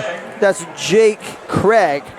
But nonetheless, that's a big, we're going to call that, I think, a 23-yard gain by Mason Martin, who's more of a passing quarterback, but he showed you he has the legs as well. He's got the legs to run the ball, and he's got the locks there. As you see, number 12, the flowing blonde hair, maybe a little bit of a Trevor Lawrence look going there. The star sophomore quarterback for Clemson. This time he hands it off right up the middle to big bruising number 35. That's Zaire Davis, the sophomore running back. He runs right up the middle, rambling inside the 20-yard line. We're inside the red zone. As you see the replay here, a big hole. 17 yards, the results in a Dreadnots Number 6 tries to ankle tackle him, but you are not going to ankle tackle Zaire Davis. Forget about that. Ball spotted the 16-yard line. First and 10 from the 16-yard line inside the Highland Homes red zone. Highland Homes, the value leader. Hands it off again to Davis. He runs right at the middle. He's breaking tackles. He's a bowling ball at the A&F lanes of South Florida, and it's a touchdown for Zaire Davis. Dreadnots with another touchdown. 51-0 now, your score. This is an NYOS game. Name your own score. The most exciting play of the night here is whether or not they're actually going to kick the extra point or if Arian Smith is going to pull it and run. Sometimes I can't tell if it's a bad snap or if Arian just wants to run the ball in himself. But right now there's no holder, so there's an issue here. No kicker. We're down a man. Arian Smith is running now. He's having to show you his speed. He's having to hustle, get out there. I think he forgot or didn't realize we had scored a touchdown. He was on the far end of the field. Maybe he thought he was done for the night. He probably will be done on offense, but he's still going to come in and hold these PATs. So play clock down to 11, but we still have plenty of time. All right, here comes the snap. It is high. He gets it down, and Ward gets to kick off, and it's good. He kind of snuck it in there. I thought it might have been wide left, but he snuck it in the left upright there. So 52-0, your new score with 8:30 to go in the third quarter. Of course, with the running clock, these last 2 quarters will fly by for sure. Zaire Davis with the 16-yard touchdown run. Lakeland 52, Strawberry Crest 0. If you're a Lakeland fan and you're at home right now watching this, maybe if you have some strawberries in your fridge, maybe make a strawberry smoothie. Maybe make a strawberry shortcake with some extra whipped cream. That's for you, Dad. I know that's how you like your strawberry shortcake. But why not celebrate a win over Strawberry Crest with your favorite strawberry dessert or beverage? All right, so we are joined now up here in the booth, the third quarter, by the local FCA representative, Caleb Knitsky. Did I get your name right? Yes. All right, I was nervous. Caleb, good to see you. How you doing? I'm doing really well. Good to see you. Good, good. So we figure we might could use some filler material here for part of the second half with a 52-point lead. So we brought out the A-team here. All right, Caleb, give us some updates. What's going on with the FCA? Yeah, so kind of the latest with FCA is ever since the beginning of the season for the football team, I've been with them every single Wednesday night. Is that a dinner as well, or just a devotional, or both? Yeah, both. So kind of what it looks like is they come straight from practice. They have study hall for a little bit, but actually lately this year, we've been meeting here at the stadium as opposed to the school like we were doing the last 2 years. So I come to the stadium and we'll have a 15 to 20 minute message, whether that's me speaking or bringing in somebody like a local lead pastor. All right, here's Matthew Ward with the kickoff. It is going to be fielded inside the 5-yard line by the Chargers.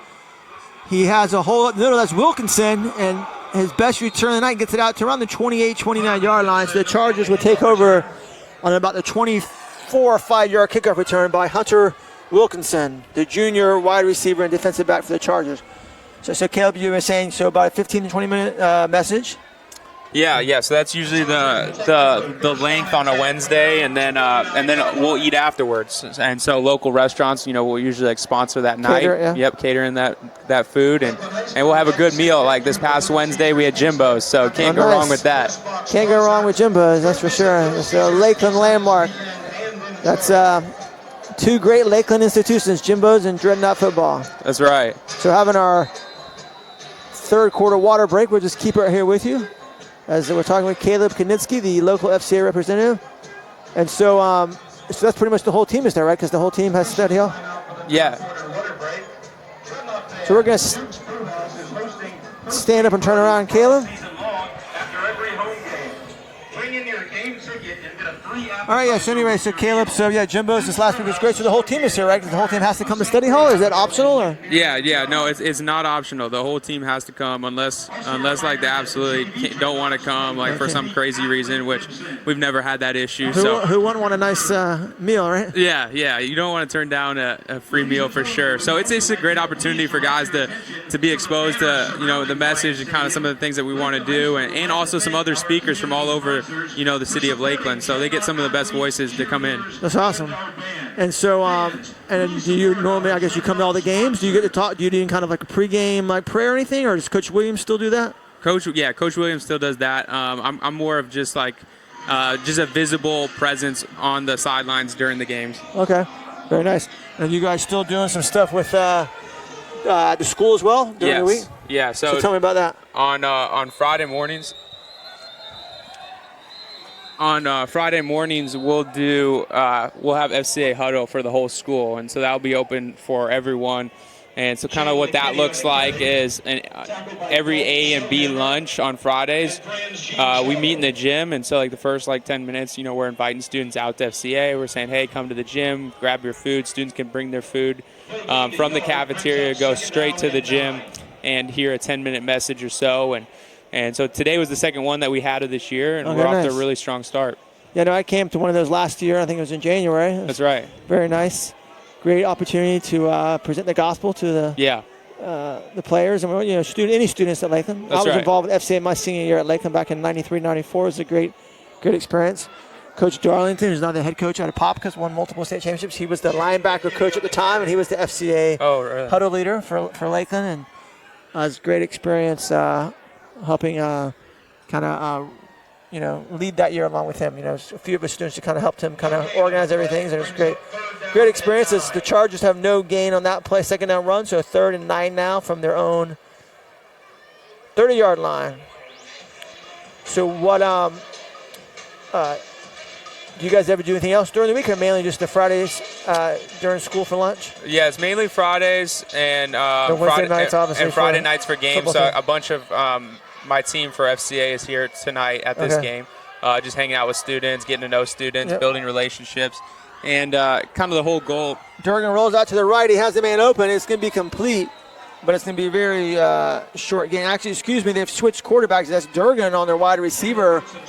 Now playing wide receiver, caught that ball, and the quarterback was Caleb Goodson, the senior quarterback. So they've switched roles, and they did complete the pass, but it's definitely going to be short of a first down. As a matter of fact, I think that was only a 1-yard gain, so it'll be 4th and 8 now with 3:30 to go here in the third quarter.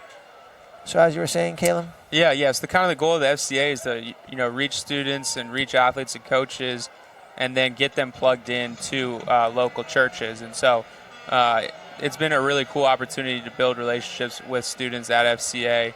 And then, the whole goal and the next step is get them, plugged into a local church. Now, as an area representative with FCA, this is your full-time job, right? Yeah, correct. This is my full-time job. So I've been doing this for 1 whole year. Very nice. The punt is off, and another pretty good punt. Nice hang time, and it's going to be caught at around the 40-yard line by Lakeland's number 16, who runs up the left sideline and gets down to around the 40-yard line. It's about a 20-yard return for Gavin Carter for Lakeland. Nice job there by Gavin. And do you do any activities to other schools, or do you focus solely on Lakeland? Yeah, so I got a couple other schools. I'm involved with Florida Southern FCA. Okay. So it's fun doing college ministry. It's a little different than high school. So that's been fun. Any other high schools, or your high school time is focused on Lakeland? And then the 2 other high schools I do are LCS and Kathleen. Okay, very nice. Here's Mason Martin with the handoff to Zaire Davis against the big hole around the right, and he's just going to run for daylight. No one's going to catch him. Zaire Davis, the big bruising back, showing you a burst of speed there as well. And when wondering who might be the starting running back next year, once Bowman's gone, and once Kellum's gone, and once Jakari Martin's gone, I think Zaire Davis is making a pretty good audition tonight for that starting running back role next year, Caleb. Absolutely. He looks real good in the second half. Yeah, he's showing you some speed, showing you some Obviously, the physicality, breaking tackles. He's a big running back. Yeah, he's a big old dude for sure, no doubt. Kind of almost reminds you a little bit of like Jerome Bettis kind of vibe there going on. The bus. Yeah, he's definitely got that feel. The bus. No doubt about that. So now there's, I know in the past FCA has done camps in the summer. Does FCA still do a camp here locally? Yeah, so Matthew Ward gets the extra point up and good. So Lakeland's now up 59-0 with a minute to go here in the third quarter. Go ahead, Ken. Yeah, so we actually have the luxury of hosting Central Florida's FCA camp here at Southeastern University, so we don't have to travel. They've been doing that for about 10 years or so, 10, 12 years now, I think. Yeah. So we've been doing this for a little while, and it makes it very convenient. We had 7 of the Lakeland football players attend this year. Oh, nice. So that was really awesome to get them there, and it's really fun to see. Yeah, actually, back in my former life as a high school basketball coach and teacher, I actually worked that camp 2 years. I think it was in 08 and 09 there at Southeastern University. That was a great experience. Good camp, a lot of fun times with that. Absolutely, it's a special time. Anytime you can get people out of their normal routine and get them in a camp structure and a camp for a week, and just really see how they just like bond together with their teammates, and it's just been a fun experience. I've done that camp for the last 5 years, and so it's one of my favorite weeks of the year for sure. Of course, you are also a proud Southeastern alum, so I'm sure you enjoy getting to go back to campus to do that. That is for sure. Yeah, I like Southeastern quite a bit. I spent 6 years there, and it's always good to get back, even though I still obviously live in the city. Yes. Beautiful campus over there.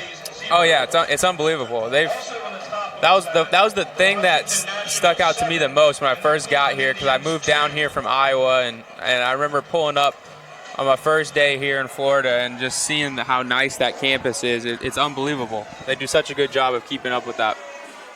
So full disclosure, I used to work at Southeastern University and got my MBA there, and while I was there, I used to announce the basketball games, and Caleb played basketball at Southeastern. That's where I first met Caleb as a young sharp shooting guard for Coach R.J. Barsh in the Southeastern Fire. I saw over the summer he took a job up at Boise State as an assistant coach at Division I. That's a great opportunity for Coach Barsh. That's right. Have you talked to him at all since he left? Or when he? Yeah, I have talked to him once. Yeah, I talked to him once since he left, and just really excited for him. He put so much work in here, for 7 years, and really built the program up. And is he liking out there so far? Yeah, he loves it. He loves it, and he's in a really good spot. He's doing player development and recruiting. That's his specialty, yeah. And so those are his two things that he's kind of over. And so Matthew Ward with a kickoff. It's going to be fielded. Actually, he's going to bounce and then fielded around the 4-yard line by the Chargers, and he's going to get brought down pretty quickly around the 12-yard line. So they're going to be starting deep in their own territory on this drive. But yeah, I'm excited Who's the new coach at Southeastern? I haven't heard. Who's the new coach at Southeastern? I haven't met him personally. I know he came over from Colorado, and I haven't had a chance to talk to him yet or see the team. There's going to be an alumni game, though, in like 3 weeks, and so I'm planning on playing in that. And it'll be interesting to see how that goes, because last year in the alumni game, we actually beat them. Who do you play, the actual team? Or we played the actual team.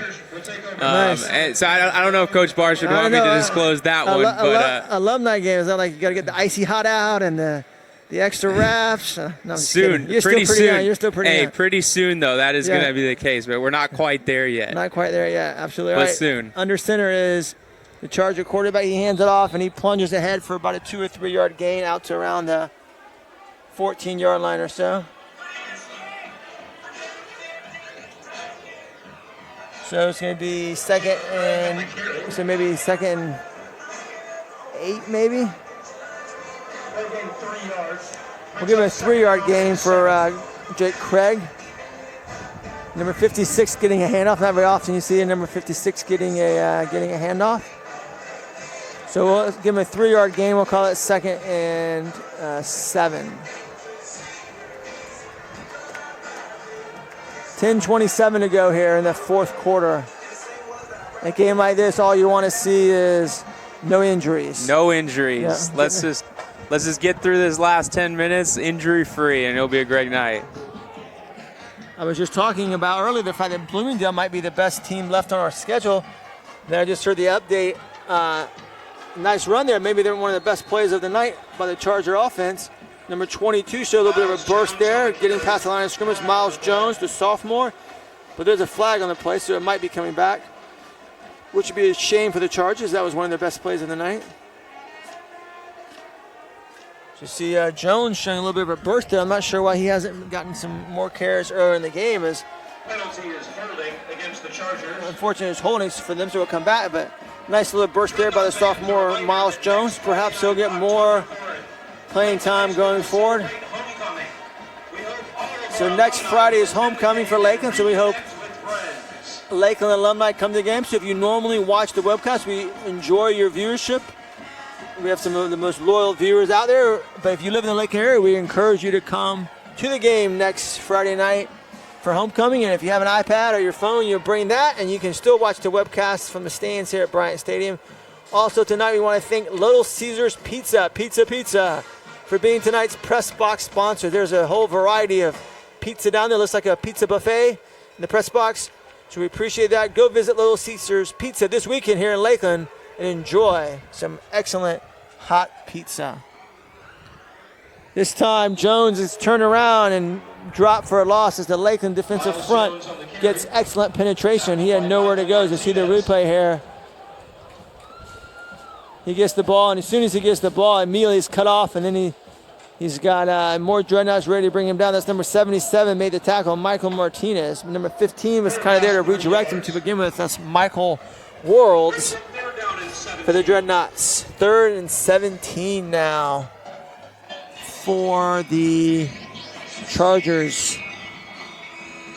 So, Caleb, I believe you had mentioned to me this week that the annual FCA banquet's coming up this week. Is that correct? And where's that going to be? And if people want to go, how could they possibly get tickets? Yeah, so it's going to be at First Baptist at the Mall Church, and they can get tickets online. If you go to West Central Florida FCA, you'll be able to find tickets there. I believe the tickets are $75. Really excited, though. We're gonna have a great turnout. I think we're expecting like 500 people. Oh, wow, nice. So really excited for the big fundraiser of the year. Every year on FC there's a banquet. I've been several times in the past. Right. And just also a celebration of everything that God's done through FCA in the year. And so you'll get to find out, kind of what the latest is with FCA and some of the numbers and the students and stories. Is there a guest speaker this year? If so, who is the guest speaker? I believe the guest speaker is the FCA president for Florida. So he's the director of Florida for FCA, and I believe he's the lead speaker. Oh, very nice. And do you know who's catering the event this year? I do not know who's catering the event. I'm sure it would be good. I'm not sure. It was Texas Roadhouse last year, so I'm sure it's going to be something pretty good. Yeah, Texas Roadhouse, they cater the Lakeland football banquet every year as well. Timeout, Chargers. So Charlie Ward is the guest speaker. So for all you Seminole fans out there, it's a chance to come hear the legendary Heisman Trophy winning quarterback for the Florida State Seminoles, Charlie Ward, will be the guest speaker, along with, of course, as you said, their local FCA director for Florida will be there as well. But that's a pretty big get, Charlie Ward. Yeah, we're really excited. Last year we had Dan Mullen, and so now we kind of had to balance it out with the Florida State guy. Yeah, of course. Charlie Ward, of course, he ended up, although he won the Heisman Trophy in football, he also was a great basketball player at Florida State. Ended up playing basketball in the NBA for a while, was on those good New York Knicks teams under Pat Riley in the mid-'90s, made it to the finals, was not able to win a championship, but made it to the finals in 94, I believe it was. So Charlie Ward, yeah, he had, that was like the year, I think he won the Heisman Trophy in 93. He may not, he would not have been on the I believe it was 99.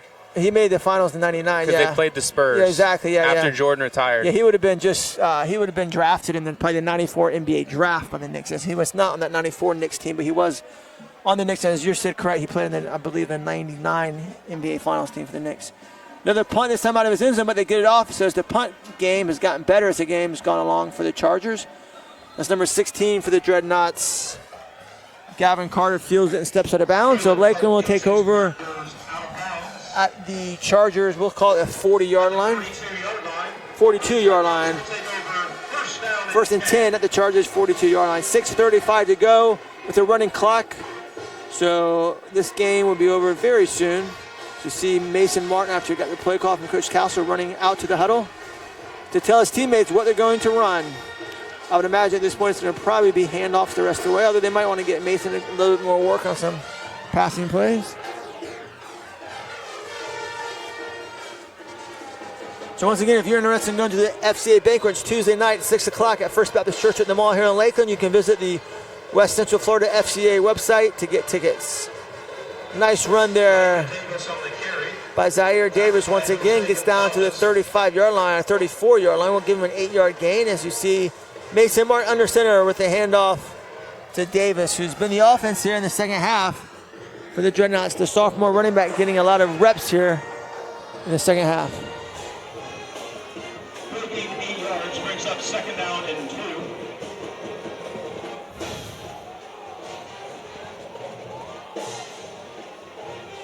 All right, so once again, Mason Martin under center. Zaire Davis, the lone running back, but number 16, Gavin Carter comes in motion, gets the ball in the jet sweep, and gets down to the 32, 31 and a half yard. That'll be enough for a Dreadnought first down. It's a 1st and 10 for Lakeland now. Play results in a Dreadnoughts first down, which is brought to you by FHS Overhead Doors.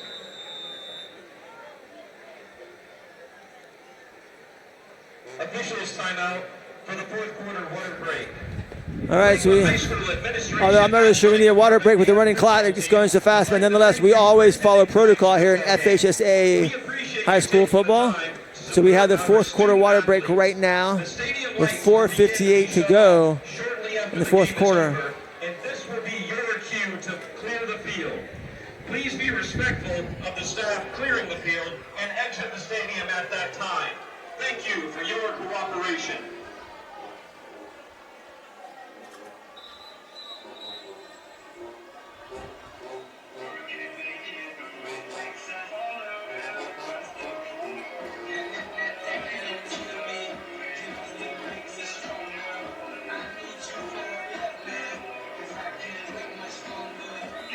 So, Keb, do you work primarily with the football team at Lakeland Christian Catholic as well, or do you just kind of work with the student body as a whole?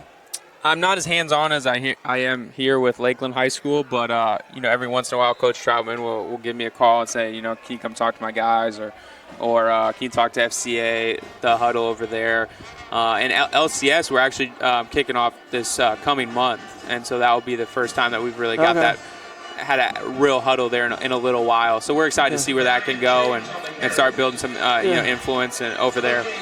So I guess that's a little bit of a different dynamic doing FC at a Christian school like Lakeland Christian, where a lot of the students, or most of them, are already Christians versus public school. We probably have more unchurched people. Yeah, that's right. And that was similar to kind of fumble there by Lakeland, too. And it's going to be recovered by the Chargers. So that was number 34 for Lakeland on the fumble. Number 34 for Lakeland, that is Devarian James. Fumble on the exchange with Martin. And recovered by the Chargers. They get the ball back. That recovery was by Dwayne Hines at the Chargers. So 3:50 to go. Chargers take back possession of the ball with Lakeland still leading 59-0. When I was at Southeastern working, I don't even know if they had a really FCA. Of course, they have so many different chapel services and other organizations on campus, but do they have an FCA chapter at Southeastern now? They're doing a thing called Athletic Bible Study right now. Oh, there's the handoff, and he's immediately tackled. Well, that's going to be a flag. I think it was kind of like a forearm to the chest there. But I guess they're not going to call it because it's so late in the game. But wow, poor Vernon Wiley got tackled almost as soon as he got the ball. Yeah, that's one of the things with Southeastern, like you're referring to, is they have so many different ways to get involved with ministry. So number 41 with a tackle, Nikita Brantley, and then number 26 came over, Tyler Skirlern, to kind of finish him off. I think any other game that would have got a penalty. He kind of did a forearm shiver to his helmet, and the refs want to get home, Caleb. They're not going to call anything unless they have right. To. They've seen enough. Just real fast, a couple of announcements to make. Dreadnought fans, Dukes is hosting the post-game parties all season, including tonight, every home game. Bring your ticket in and get a free appetizer with your meal. Duke's Brewhouse at South Florida and Lake Miriam Drive. JV football, the JV football team next week plays Lake Gibson. That would be Thursday night on October the 3rd. Their record for the year is 2-1, so Once again, JV football for Lakeland this Thursday at Lake Gibson. And they like to improve on their 2-1 record. Of course, Lakeland tonight with this win will get to 6-0. Of course, if you count their preseason game or the Kickoff Classic game, it would be 7-0, but that officially doesn't count. So Lakeland is 2 minutes away from being officially 6-0 with 4 regular season games left before the playoffs would begin. Handoff for the Chargers right in the middle. That's going to go for about a yard or two. That was 3rd and 16. Now it's going to be 4th and about 14 or 15.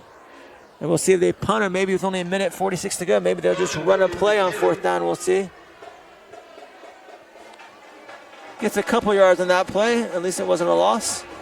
As we've seen several running plays go for a loss tonight for the Chargers. So got a little bit of yardage there on that play. Give them 1 yard on that carry.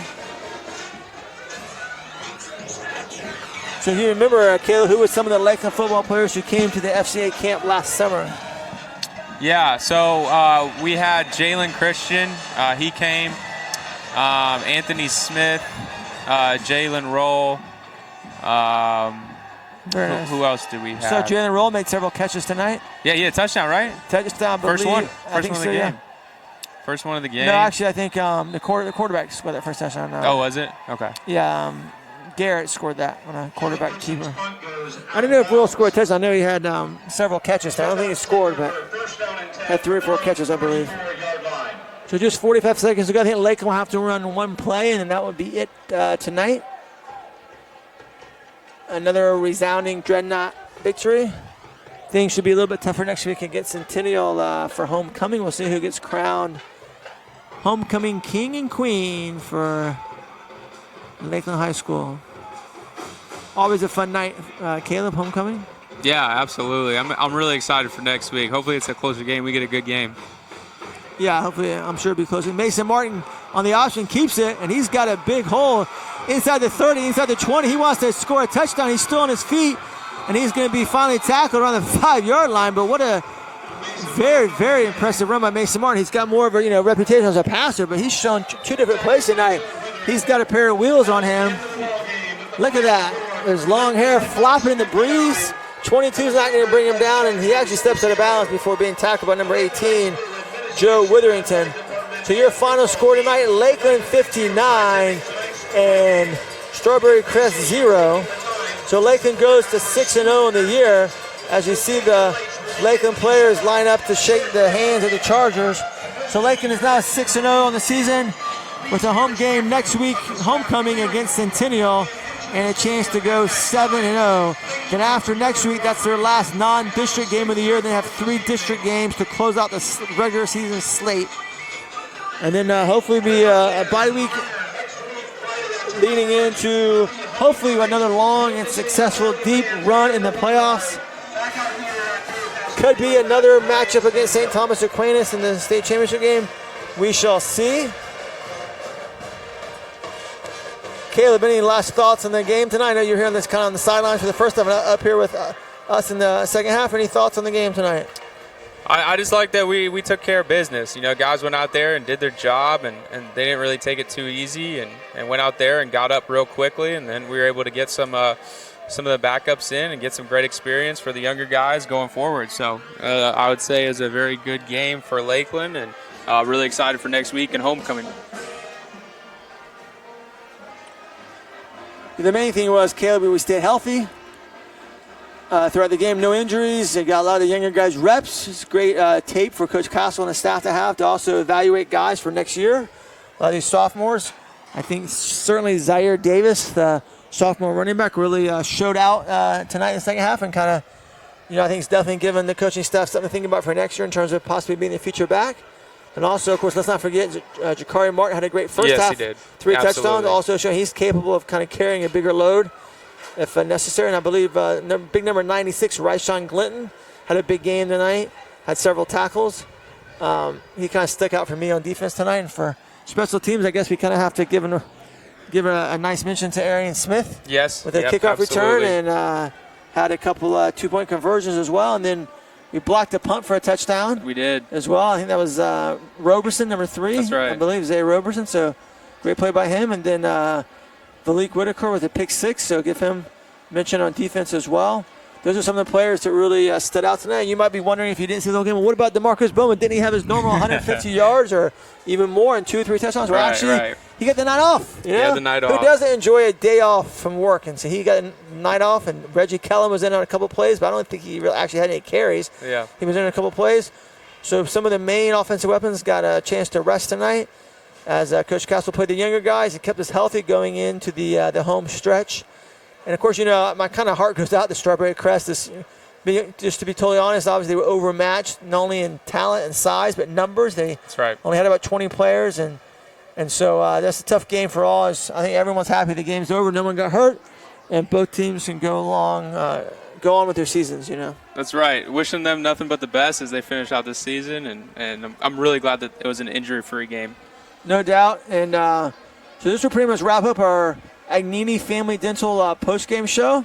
Agnini Family Dental has 2 offices here in Lakeland, one out by Joe Commercial Stadium and one in South Florida Avenue near Southgate Shopping Center.